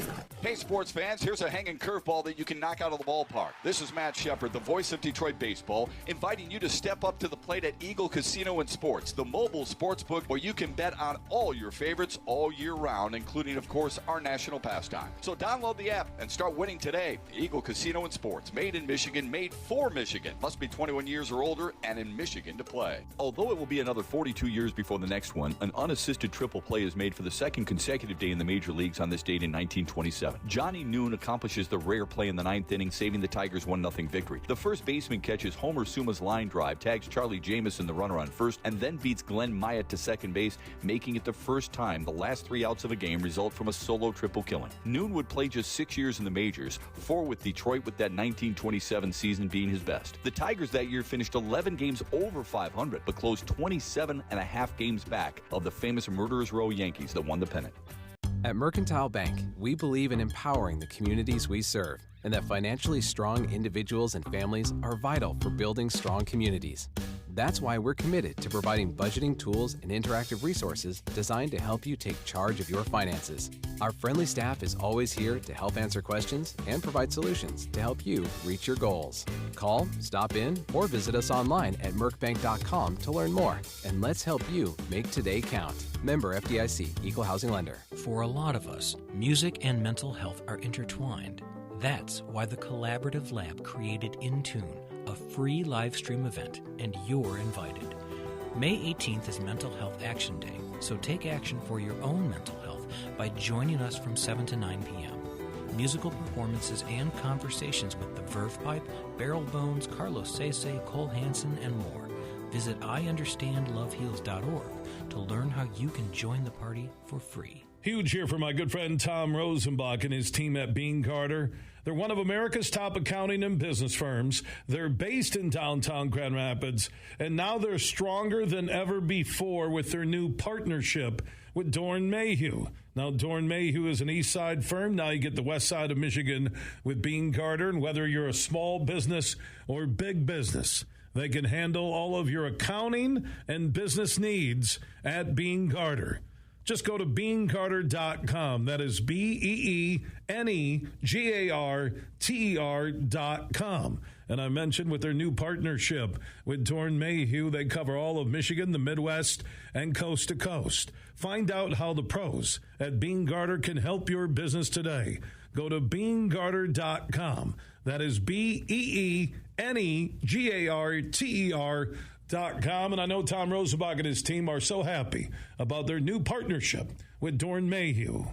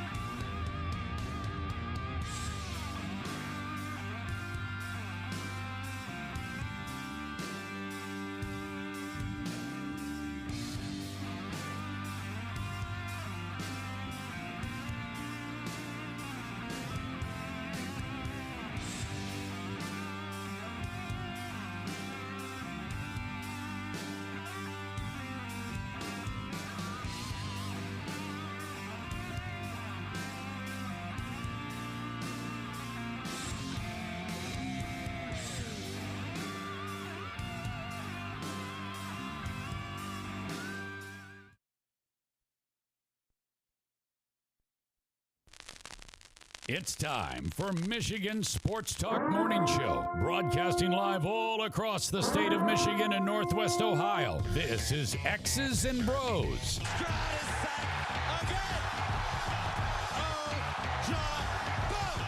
Swings it out to Sadiq Bey. Defended in the corner. To Abdul-Rahman at midcourt. Extra pass. And it goes for the win. The three-pointer by Jordan Poole. Here's the give. Walker. Kenneth Walker. Touchdown. Spotty. Goff's got it. Back. Looks. Throws. Ends up. Yes. Caught. Touchdown to Detroit Lions. They did it. Amon-Ra St. Brown in the receiving end. Sends one to deep left center field. Back it goes, and that ball's out of here. A grand slam from Miguel Cabrera. He's got 2 goals. Larkin in on goal. Scores! His first career hat trick in his 7th season for Dylan Larkin. Here's your host, Anthony Bellino. Rise and shine, folks. Welcome back here to X's and Bros, Michigan Sports Network. Great to have you ride along with us, no matter who you are, where you are, how you may be listening, all across the great state of Michigan and in Northwest Ohio and worldwide on the iHeartRadio app. Danny Kalen, Ryan Elke, Anthony Bellino, all joining you. You can join us by texting the keyword Sports Radio and sending that to 21,000 Sports Radio to 21000, or call us on the Meyer Supercenter guest line 248-951-2176, 248-951-2176. All right, let's get right to that Meyer Supercenter guest line. That's where you find Freddie. Good morning, Mr. Freddie. How are you, sir? Mr. Bellino, I hope you had a good time this weekend. It was fabulous. I could just imagine. I can only imagine. What you didn't post on Twitter. What you didn't post. What'd you say? I said sensational. Oh, I thought you said something else. Sorry. Yeah, I could just imagine what you didn't post.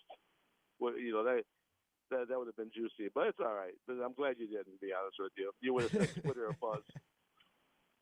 So what's New York Scott say? Career limiting moves, CLMs. I don't remember, but it was good to hear from the other Scott yesterday. He finally gave in and called, and yeah, I'm with you, Scott. I didn't give up on the Tigers. I picked them to win.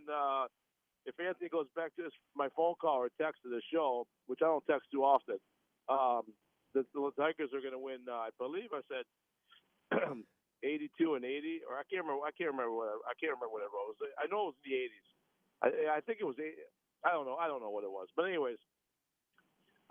Listen, I'm going to be all over the board today, if you don't mind. I love that. First of all, when you sleep in late, Danny hosts a show for you, which I think you should do more often. I think you should sleep in until 6:30 and just let Dan host the show. Does he get part of your pay? Does he get part of your pay for that 2 minutes he hosted before you came out? When I was trying to get the Skype to work? Today was only like 4 seconds. Yeah, it was like 4 seconds. Or does Albert get his pay deducted? Which one is it? Dan gets your money, or Albert gets his pay deducted?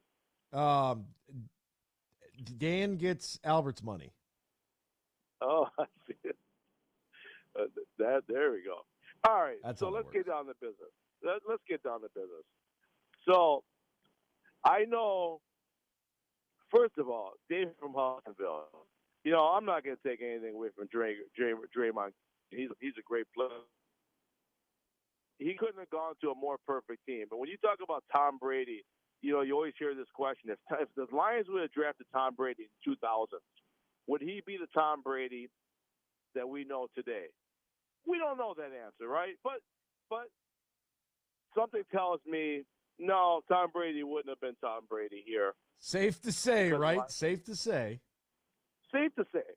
So Draymond Green, if he wasn't drafted by the Golden State Warriors, would he, or if he was drafted in the top 10, would he have that chip on his shoulder? If it wasn't around great shooters, would he be who he is? I don't know. Yeah, it's hard to say, but he's a great player. He really is. But to say he's better than Dennis Rodman, I mean, are you kidding me? Thank you. The defense, the post-up defense, up, down low, up high, wherever you want to play, the defense, the rebounds, a second-round pick from Southeast Oklahoma, Texas A&M, ISU, whatever. Are you kidding me? Dennis Rodman is one of the best defensive players of all time, one of the greatest rebounders of all time, and he wasn't even 6'8".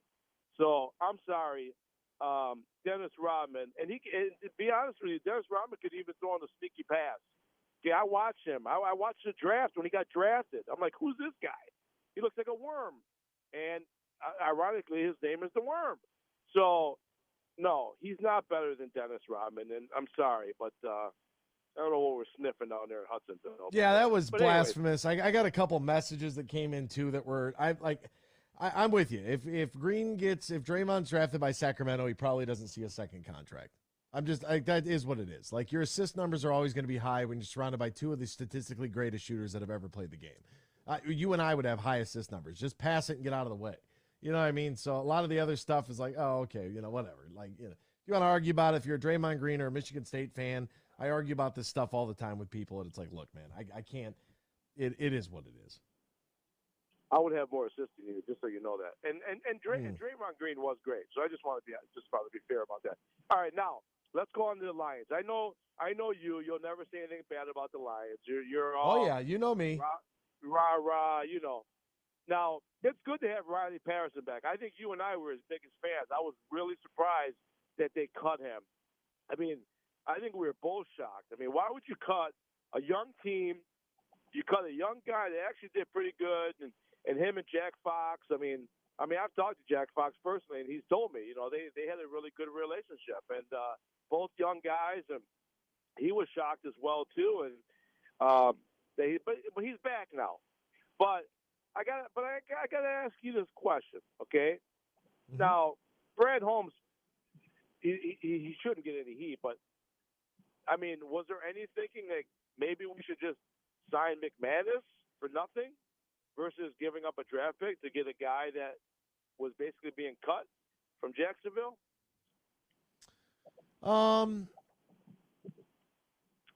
Because we know why. No, I'm better off. I'm better off with Patterson. I think Patterson's got better value. I really do. And I was shocked when they let him go too, because I thought that Riley Patterson had the potential to be like the next Jason Hanson-esque. Like, this dude could come, he could kick for you for damn near 20 years. I think that the big issue here is like, okay, but can he knock down the 56-yarder? Like, okay, do we even kick 56-yard field goals? Like, we go for it on 4th and 8 from our own 26, for God's sakes. Like, you know what I mean? Like, do we need a long ball kicker? Like, I don't know. And McManus, like, I mean, how many extra points did the guy miss last year? Like, I'm good on McManus. Like, I'd much rather have Patterson. But the interesting thing about Jacksonville, Jacksonville is basically the AFC version of the Lions, right? Young, up-and-coming team, could take the next step. And what they did was got rid of a young guy that's unproven and brought in a veteran that's proven, because they're ready to take the next step. So, a lot of Lions fans are talking about they need a guy that can take that next step. A guy like DeAndre Hopkins, which I say absolutely not, dude. That guy is trouble, terrible. You don't want that guy. Even Dan Campbell wouldn't want to deal with a guy like that. There's no way you would bring in DeAndre. Anyways, what happened with DeAndre Hopkins? What kind of trouble did he get in? He's a diva. He's a diva, man. You don't want him in there. Come on, look what he's done. Look what he's done in Houston. Look what he's done in Arizona. He's throwing his quarterback under the bus. I mean, his quarterback's a bum. They had to put a clause in there to get him to stop playing video games. 4 hours of film study. Like, that's crazy. Yeah, you even had to mention that out loud, that your quarterback needs to study more. Like, how pathetic are you? Yeah, but you don't make that stuff public when you're looking for another team. You just don't do that, because it makes it sound like you're petty, and now you're going to come to my team, and if Jared Goff underthrows you, then what are you going to do? Are you going to go to the media and say, man, he can't give me the ball? What am I doing here? You don't want a guy like that. You really don't.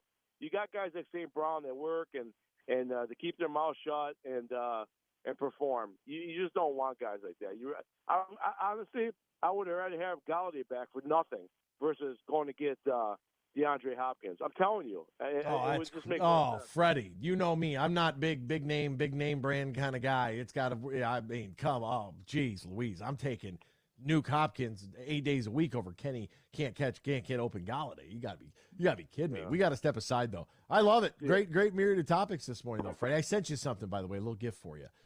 So just shoot me a text. Let me know when you receive it. All right, that's my guy Freddie right there. We'll be back with more X's and Bros after this here on the Michigan Sports Network.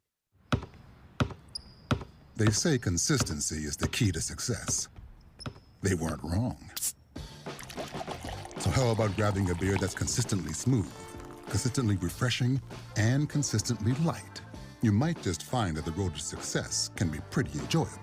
Michelob Ultra, the perfect balance of taste and refreshment, and only 2.6 carbs and 95 calories. It's only worth it if you enjoy it. Enjoy responsibly. Anheuser-Busch Michelob Ultra Light Beer, St. Louis, Missouri. Shop everything you need for Memorial Day with one stop at Meijer. Get buy one, get one free 80% lean ground beef. Buy 5, save $5 on Aunt Millie's Stadium Buns, Coca-Cola or Pepsi 24-pack, plus deposit where applicable. Sweet Baby Ray's sauce and Lay's potato chips. Plus, have fun in the sun with 40% off the entire stock of swimwear for the family. Celebrate together and get the same prices online and in-store this week at Meijer. Exclusions apply. See all the deals in the Meijer app. Imagine this, a day filled with indulgence, bursting with excitement, and packed with extraordinary moments that build memories to last a lifetime. A day that is unmistakably yours, at the place that is undeniably spectacular. Whether you're winning big, dining lavishly, or relaxing oh so comfortably, it's your getaway reimagined at Soaring Eagle Casino and Resort.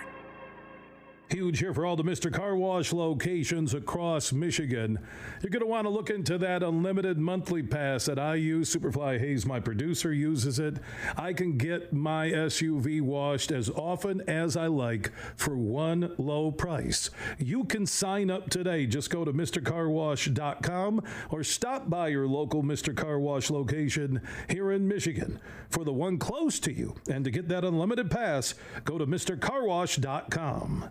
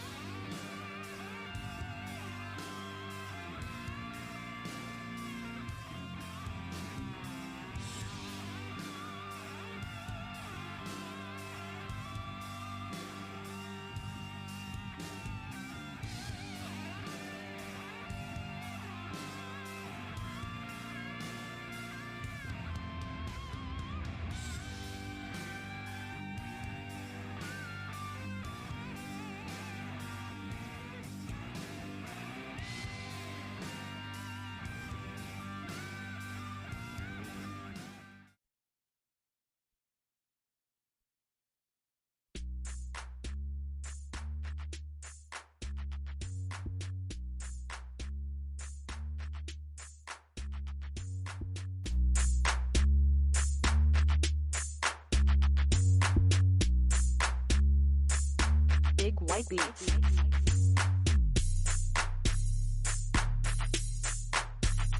From Traverse City to the Glass City, GR to the Motor City, you're listening to X's and Bros on the Michigan Sports Network. Welcome back here to X's and Bros, Michigan Sports Network. So great to have you right along with us, no matter who you are, where you are, how you may be listening, all across the great state of Michigan and in Northwest Ohio as well. From Traverse City down to Glass City, GR to the Motor City. We say good morning to you. We welcome you, thank you, appreciate you. And of course, we encourage you. By the way, James Edwards coming up here shortly in about 17 minutes from right now. Great time to schedule your stay and play at Tullymore. You hear me talk about Tullymore all the time. Now is the time to call my friend Matt Golden and book your weekend getaway or your weekday getaway right now. 1-800-972-4837 is the number. 1-800-972-4837. To Tullymore. You get to play Tullymore and St. Ives if you'd like. They got a little shuttle bus, take you back and forth. Incredible golf, incredible accommodations, and the perfect location. It's only an hour north of Grand Rapids, 30 minutes west of Mount Pleasant, so it's easy to get to because it's smack dab in the middle of the state. So if you're coming in from northern Michigan, it's a must-play. If you're coming in from the southern portions of the state, east side of the state, west side, you probably know about it and have played there before, or even to our listeners in Ohio and beyond, it is 100% worth the weekend getaway. So call Matt Golden right now or visit TullymoreGolf.com and book your stay and play. I didn't realize this was going to be so... such a drastic, sort of a debate here over what was more important, watching a guy who just, came back from cancer, which is a good story. Liam Hendricks is a good story, but it's not, save it for another day. It's a meaningless baseball game in the middle of the season, and it might have a lot of meaning to him and his family, and that's great. And the White Sox, and that's great. It's game 50, whatever. They play 162. They lose that game, it literally means nothing. It doesn't mean anything. One loss changes nothing in baseball. You got to lose 10 in a row to equate to one NFL game. It just is what it is. I'm not skipping the Eastern Conference Finals Game 7 or the Western Conference Finals Game 6. In the Stanley Cup and NBA playoffs. It's not happening. You can do it all you want. Like John Wagner, you can put out a poll that says, we didn't know that either game was going to be a blowout. We didn't know that was going to happen. And even if you would have told me they're going to be blowouts, I'm still going to watch that because the other story, Hendricks, is a footnote. Hey, this is what happened. That's great. Congratulations to him and his family. Once again, I'm not trying to sound insensitive, but the guy pitched one inning. Did he come back from cancer and throw a complete game shutout or a no-hitter? Was it something, did he do something profound? Or did he just come out and pitch? He just came out and pitched. He lasted an inning, got knocked around, and then that was it. Sorry. It's personal preference. I'm not going to, you think I care about the White Sox? You're out of your mind. I also just got sent this, which I think is great. This is making the rounds right now on social. This is great. Maybe it's great. I don't know. On the 23rd of April, you tweeted, Garcia staying down after a body shot, pathetic, would never be me. So? Do you stand by that? Yeah. Okay, Joe, in you come. Joe. Okay, so maybe you want to think before you tweet next time, yeah? Good lad. Well, people have gotten way too comfortable talking on Twitter, especially since Elon Musk took over. So if someone steps out of line, we just pay them a visit. This is great. They just go through tweets. I don't know where this it's obviously English. You can tell by the accent. But these guys drive around in the commercial. They drive around and they look for people tweeting mean things. Yeah, that's exactly the reason right there. For anybody that says, "Oh, I could do that," I can't believe this guy missed that kick. I always go back to people talking about field goal kickers, and all I can think about is the kid at Spartan Stadium. How embarrassing! You know exactly the kick I'm talking about too. The big fella, he's got to kick I don't even know how far it is, 30 yards maybe. He's got to kick it from the 20, and just comes up, stumbles before he even gets to the ball. We do those pass the score games where you got to throw a football 10 yards into a giant giant replica pop can with a huge hole the size of a hula hoop cut into it. People are doinking them off the side. Their chest passing it, and they're not even throwing it like a football. That's without a blitz. It's no different than what Zach Wilson did on his pro day. That's not football. Now, to Riley Patterson. Brandon McManus, why not go get him? You know, he's elevated rookie. Why would you trade something? Okay, McManus gets signed by the Jaguars. McManus, last year, completed 77.8% of his field goals. That's good for 34th in the league. There's only 32 teams. His extra point percentage was 92.6%, which is good for 32nd in the league. There's only 32 teams. His longest was 55 yards. That was tied for 21st. And he scored 109 points, which was tied for 22nd. So his rankings, field goal percentage, extra point percentage, length, and points. 34th, 32nd, 21st, 22nd. Riley Patterson, 21st, 15th, 28th, 10th. 85.7% completion percentage on his field goals. That's pretty good. Pretty good, about 8 percentage points higher than Mr. McManus. His extra point percentage, 97.3. Right? That's what, 5.3%, about 5 points higher than what McManus was. His long was 53 yards, 2 yards shy of McManus, and the guy scored 126 points. That's what I'm looking for. That's what I like. I like Riley Patterson, like I said. I mean, I think that the young fella could be, if he continues to make kicks, he could solve the kicking question that we never really had to answer as Lions fans, and we could move forward with this for maybe 20 years. And that's why, you go back and you get him. He was 30 for 35 in field goals last year in Jacksonville. He was 13 of 14 the prior year in 7 games with the Detroit Lions. That's you just got to know when it's time to strap the headset on, a game or no game. You get out there and put it through the uprights. But we're not like a real strategically speaking. We're not real big on kicking the long ball anyways. I mean, we go for it more than anybody else in the league. So if you got somebody, that's also because we had some kicking issues the last couple of years. 4th and 8 from our own 26. What do you got? Sebastian Janikowski, like the alien coming down to kick that thing? Like we're ballsy. Dan Campbell's ballsy. He's going for it. We don't punt. We don't kick. We just go for it. They don't try to take away because we got some field goal kicking questions. Like, we're going for it because we got the stones, Dan. Position it. Dan Campbell, man of the people. Go for it. Analytics. Fancy way of saying balls, right? It just is what it is. Like, oh, Lord, what does the chart say? The hell of that chart. What's your gut say right now? What's your gut say? Risk it on the three-pointer or just go for it? Can we get 1 yard? Can we get 3 yards? Didn't we go for it against the Jets? Or am I misconstrued there on what plays what? Or was I was flabbergasted by the play call? Did we go for it against the Jets and that, was it Shane Zylstra? Did he score that? Yeah, that was a 4th and inches at midfield. 4th and inches at midfield. We're not punting. We got the highest paid punter in the history of professional football. And we still don't even use him. We'd have to be 4th and 40 from our own 20 to punt the ball. It's great. Text here, I rarely watch the NBA anymore. It's basically become a three-point shooting contest. The Pistons have been irrelevant. But I tuned into Game 7, a chance for a historic franchise to come back down 3-0.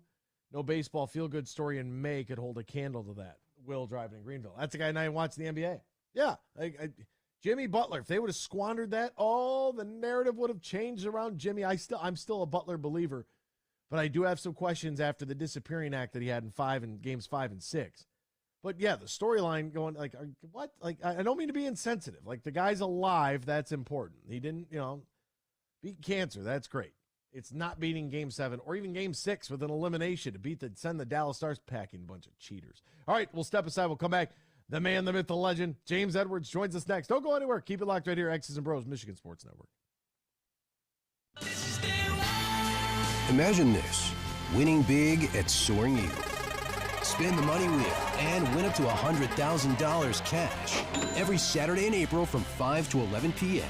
Huge here for my good friend Tom Rosenbach and his team at Bean Carter. They're one of America's top accounting and business firms. They're based in downtown Grand Rapids, and now they're stronger than ever before with their new partnership with Dorn Mayhew. Now, Dorn Mayhew is an east side firm. Now you get the west side of Michigan with Bean Carter, and whether you're a small business or big business, they can handle all of your accounting and business needs at Bean Carter.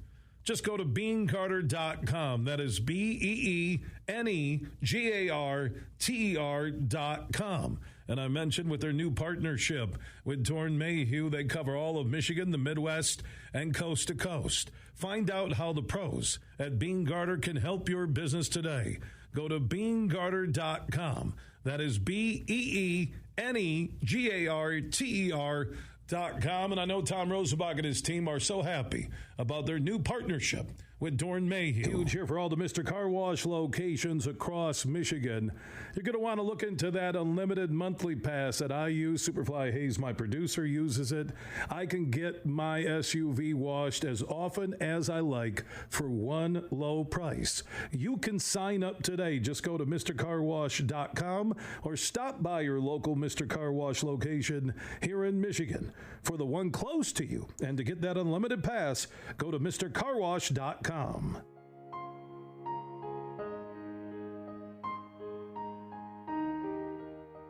If you or your family is touched by autism, learn more about Freddy's Foundation at #PopTheTap at FreddyThePizzaman.com. That's FREDI, thepizzaman.com, or email FreddyThePizzaman@gmail.com.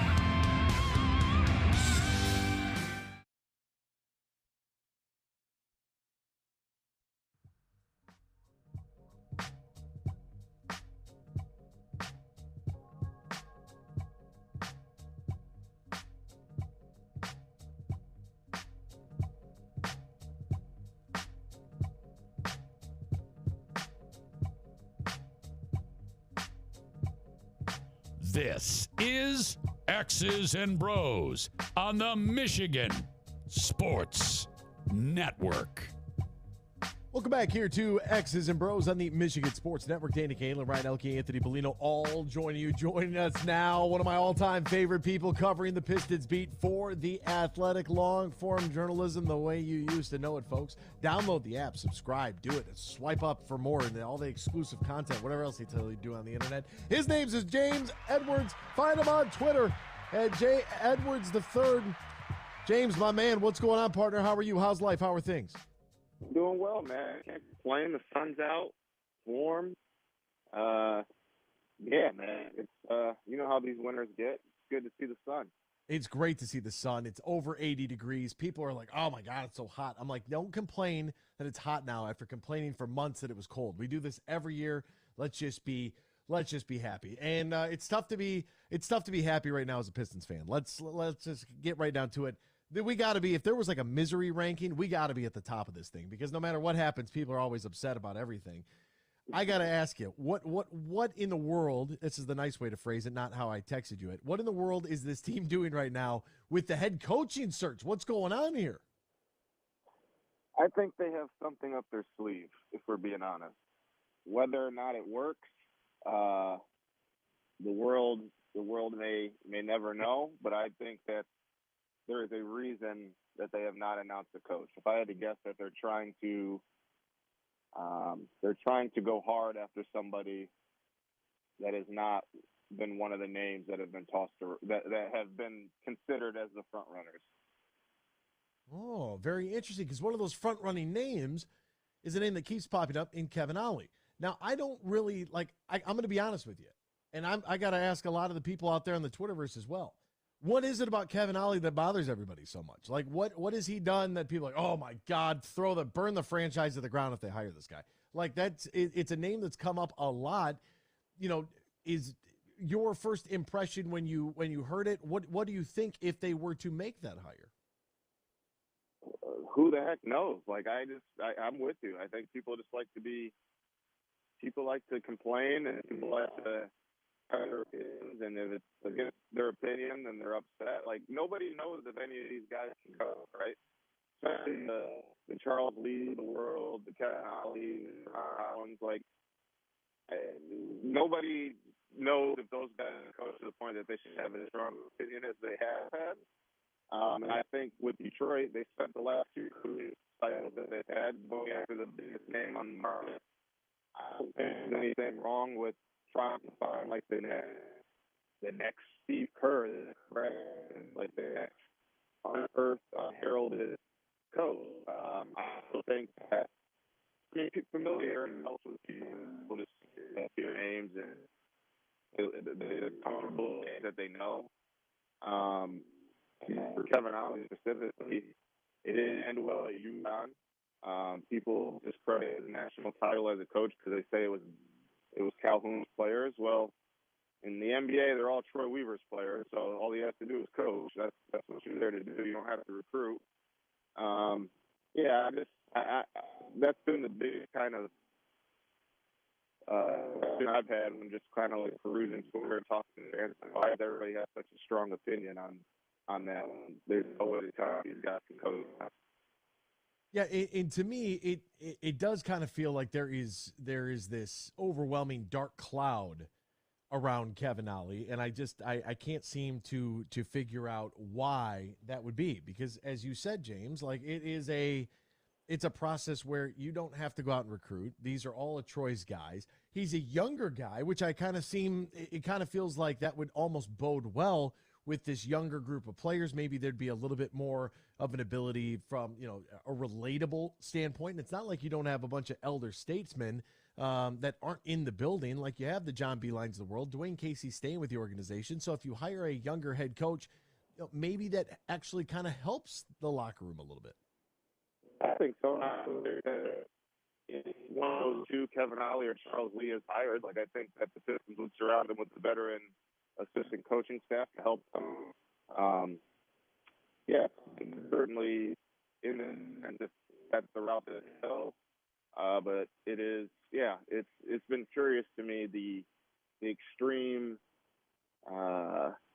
just not discrediting, but the extreme kind of just upsetness with one of those two possibly being the head coach. I don't get that. Who is on your who would be your personal leader right now in the clubhouse? Like, who's at the top of the leaderboard for you, James Edwards, to be the next Pistons head coach? That's a tough question, because I do think, like I was saying at the top of the segment, I think that they are, as we speak, going after somebody hard. I think they have Ali and Lee kind of on the back burner right now, and I think that there's somebody else. Who?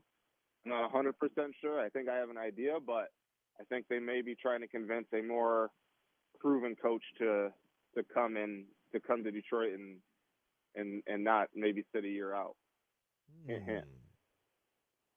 Interesting, James. That's why you need to subscribe to The Athletic and find out more about who that person might be. I like that right there.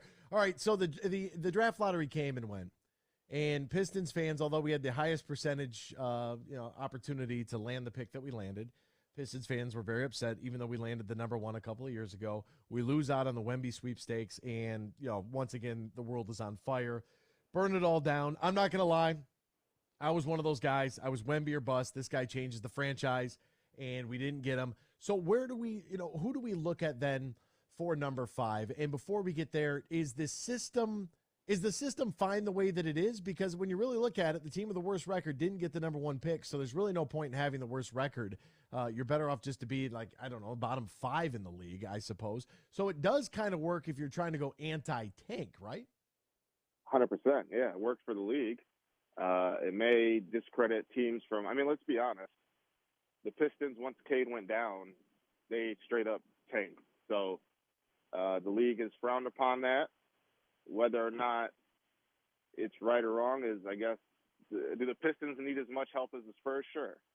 But it just didn't feel like the juju was there. Like when they got the number 1 pick in the Cade draft, it felt like it was going to happen leading into it. They had played a bunch of young guys. They played hard every night. They did it the right way. They just lost games because they were so young. This year, it's like they're very young still, even younger than that team. But they kind of mailed it in once Cade went down, and just the juju didn't feel right. And I understand people's frustration with not getting number 1. Of course, you want as many potential great players as possible. But I've noticed that like people forget that like Cade is still here. I don't know. If you talk to a lot of people, Cade was as surefire as a number 1 pick as there was in recent years. He's just been hurt. He'll be back with months and months to rest and think and be charged up and excited to get on the floor. He's also much, much stronger and bigger. Like the Pistons are getting a number 1 pick back also. They're getting a number 1 pick this year. But then at 5, I think there's guys like Cam Whitmore. There's guys like Jarace Walker, one of the Thompson twins from OTE. I think there are good players that have, potential to be good NBA players. I think at 5, it could be tough to find that big swing. But, the NBA draft, as you know, there's always somebody that ends up being a star later than 1, 2, and 3, right? So you just never know. But I think if you're a Pistons fan and you're just absolutely upset that the team didn't get number 1, and again, I understand that. Cade, you're getting a number 1 pick back, and I would say maybe better than ever in Cade next season.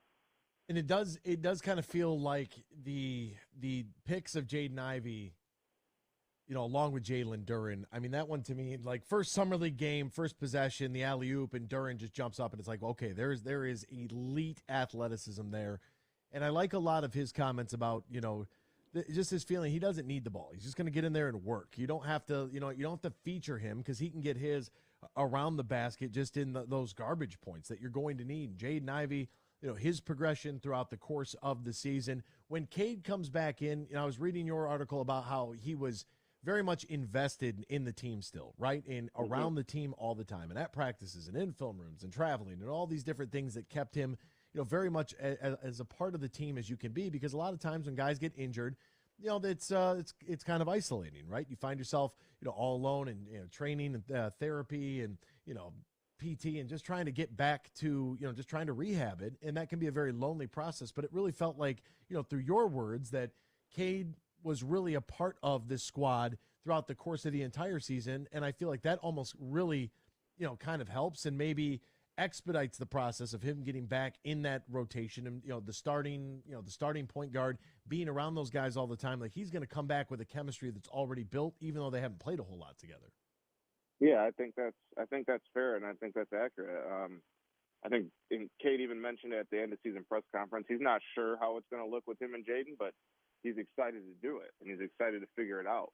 And I think you could maybe make the case that Cade being down last year ends up being a blessing in disguise, because Jaden learned to be a point guard. He learned to be a lead ball handler. He learned what it takes to run an offense.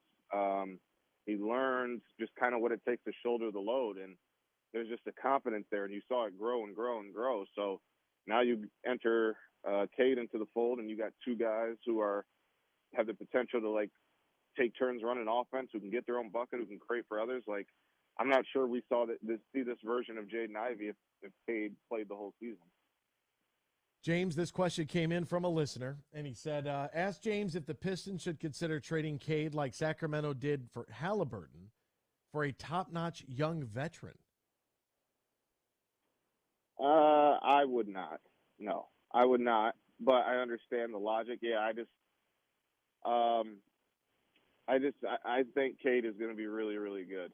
And Halliburton was good in Sacramento for sure, but he didn't become this until he got to Indiana. And I think Pistons fans, I think they maybe ponder this now, but then they think back to the Chris Middletons and Spencer Dinwiddie's of the world, and this would be that on times 50. So I understand the impatience, but I think the Pistons are building it the right way, and I think it's important that people just kind of let the process play out, especially when it comes to Cade. James, do I need to chill out on watching highlight reels for this upcoming draft class? Because, you do this, they're highlights, right? They don't show turnovers or missed shots or, breakdowns on the defensive side of the basketball. But I watch guys like Jarris Walker and Cam Whitmore, and I'm like, okay, all right, there we go. Cam Whitmore running around dunking on everybody. That seems like a lot of fun. That's something athleticism is something I feel like this team needs a whole lot in shooting. This team needs some more professional shooters outside of just Bogey out and around. So who do you like the most at number 5? Let's say the board fell however you wanted it to. Obviously, we'll take Wemby and Miller and Scoot off the table. Who do you like the most at number 5?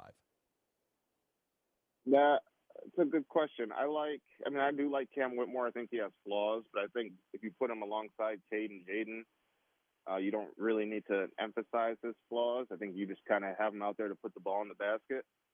I like Jarris Walker. I think just the upside as a two-way player is very intriguing. I don't think he'll be a star in this league, but I think he could be just a really, really good role player for a long time. Taylor Hendricks from UCF is another guy I really like. Kind of reminds me of a young Jeremy Grant, but with a better base of the jump shot. And then there's also part of me, and I just posted a story with John Hollinger. Maybe the Pistons should trade back. You trade back from 5 to 12 with OKC. You're able to get 2 extra first-round picks in the future, which the Pistons need if they want to execute a trade down the line. And then you can draft a guy like Jordan Hawkins out of UConn, who I think is the best movement shooter in the draft. And you could possibly maybe even get a Grady Dick out of Kansas, who is probably the best pure shooter in the draft. So they have options. I'm not sure in the 5 range that there's a lot of bona fide knockdown shooters that are expected to go, but I do think they have options to maneuver and figure things out if they want to. The NBA draft is coming up on Thursday, June 22nd. I'm sure we'll reconvene at some point prior to. Do you believe that we will have a head coach hired by the time that the draft is taking place? And does that really necessarily matter to have a head coach like it might in NFL terms, where you really want your GM and your head coach on the same page. They want to be able to select the same guys. You want to be able to get that settled before the draft. Does it matter as much in the NBA? And do you foresee that hire being made before the actual draft date? Yeah, I think they'll hire a coach. My prediction is it could happen anywhere from today to Sunday is my prediction. I don't know that to be fact, but I definitely think they have one before the draft. But I also don't think that matters, to be honest with you. Front office's job is to select the player. Like, of course, you want input from the coach. You want input from everybody involved, but the front office makes the final decision at the end. And these teams don't really get back together until Summer League in July is the first time they maybe all see each other in like a setting. But even, I guess Detroit's different because they have young guys, so they'll all probably show up to Summer League even though they won't play. But that could be like the first time they collectively get together. But really, it's not till the end of July, early August that they start like kind of doing team-like stuff. So there's time. You obviously want to get it done sooner rather than later, but I don't think it's like the end of the world that it's not even June yet and they don't have a coach. I don't think that's such a big deal. Last one here for you, because you're a Michigan State guy and you are a professional. You cover this league, and this somehow, I have no idea how this got brought up today, but it's live radio and it happens every day of the week. Something random will get thrown at us. Who are you taking, Draymond Greene or Dennis Rodman? Ooh, man. That's, you know what I'm saying? And I'm like, look, you know me, I'm a Michigan guy. And I had made the comment about we were talking about Bob Myers, walking away from Golden State. And I said, look, the guy struck gold with Klay Thompson and Steph Curry. You're not going to be able to replicate that. Of course, one of our very astute listeners, called in and said, oh, you forgot to mention somebody. He's better than Rodman. And I'm like, oh, well, I don't know about that. Yeah, that's tough. I think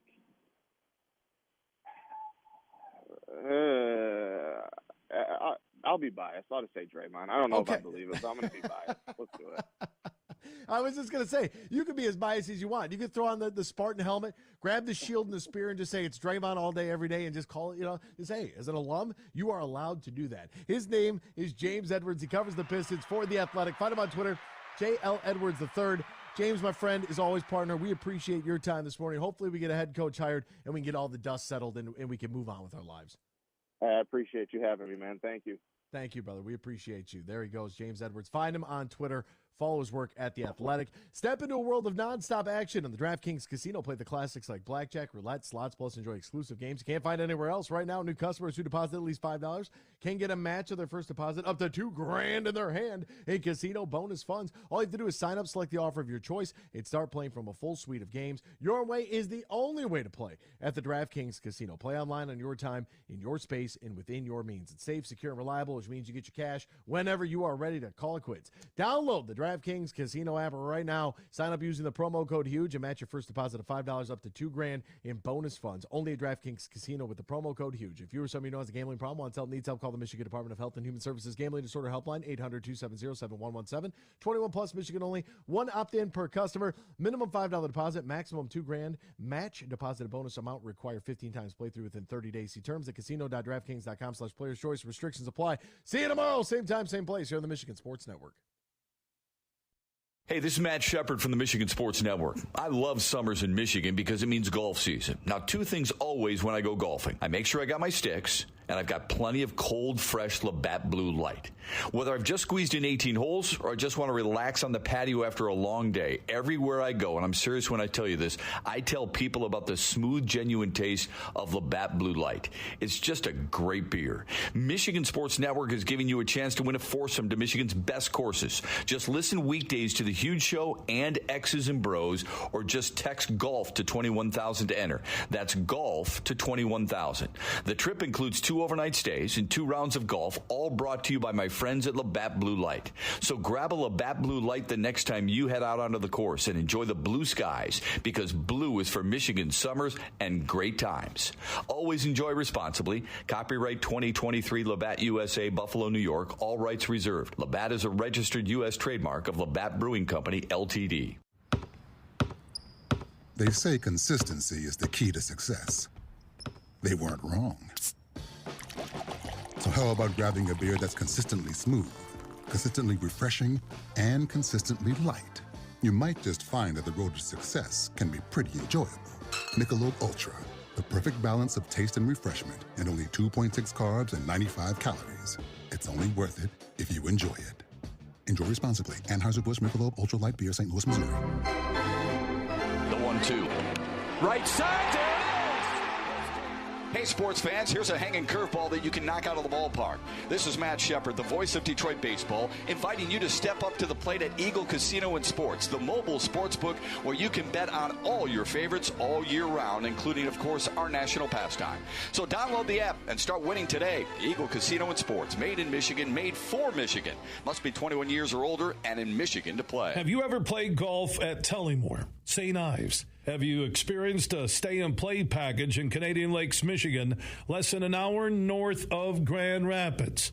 Well, here's what you need to do if you want to take advantage of great deals right now. Go to tullymoregolf.com.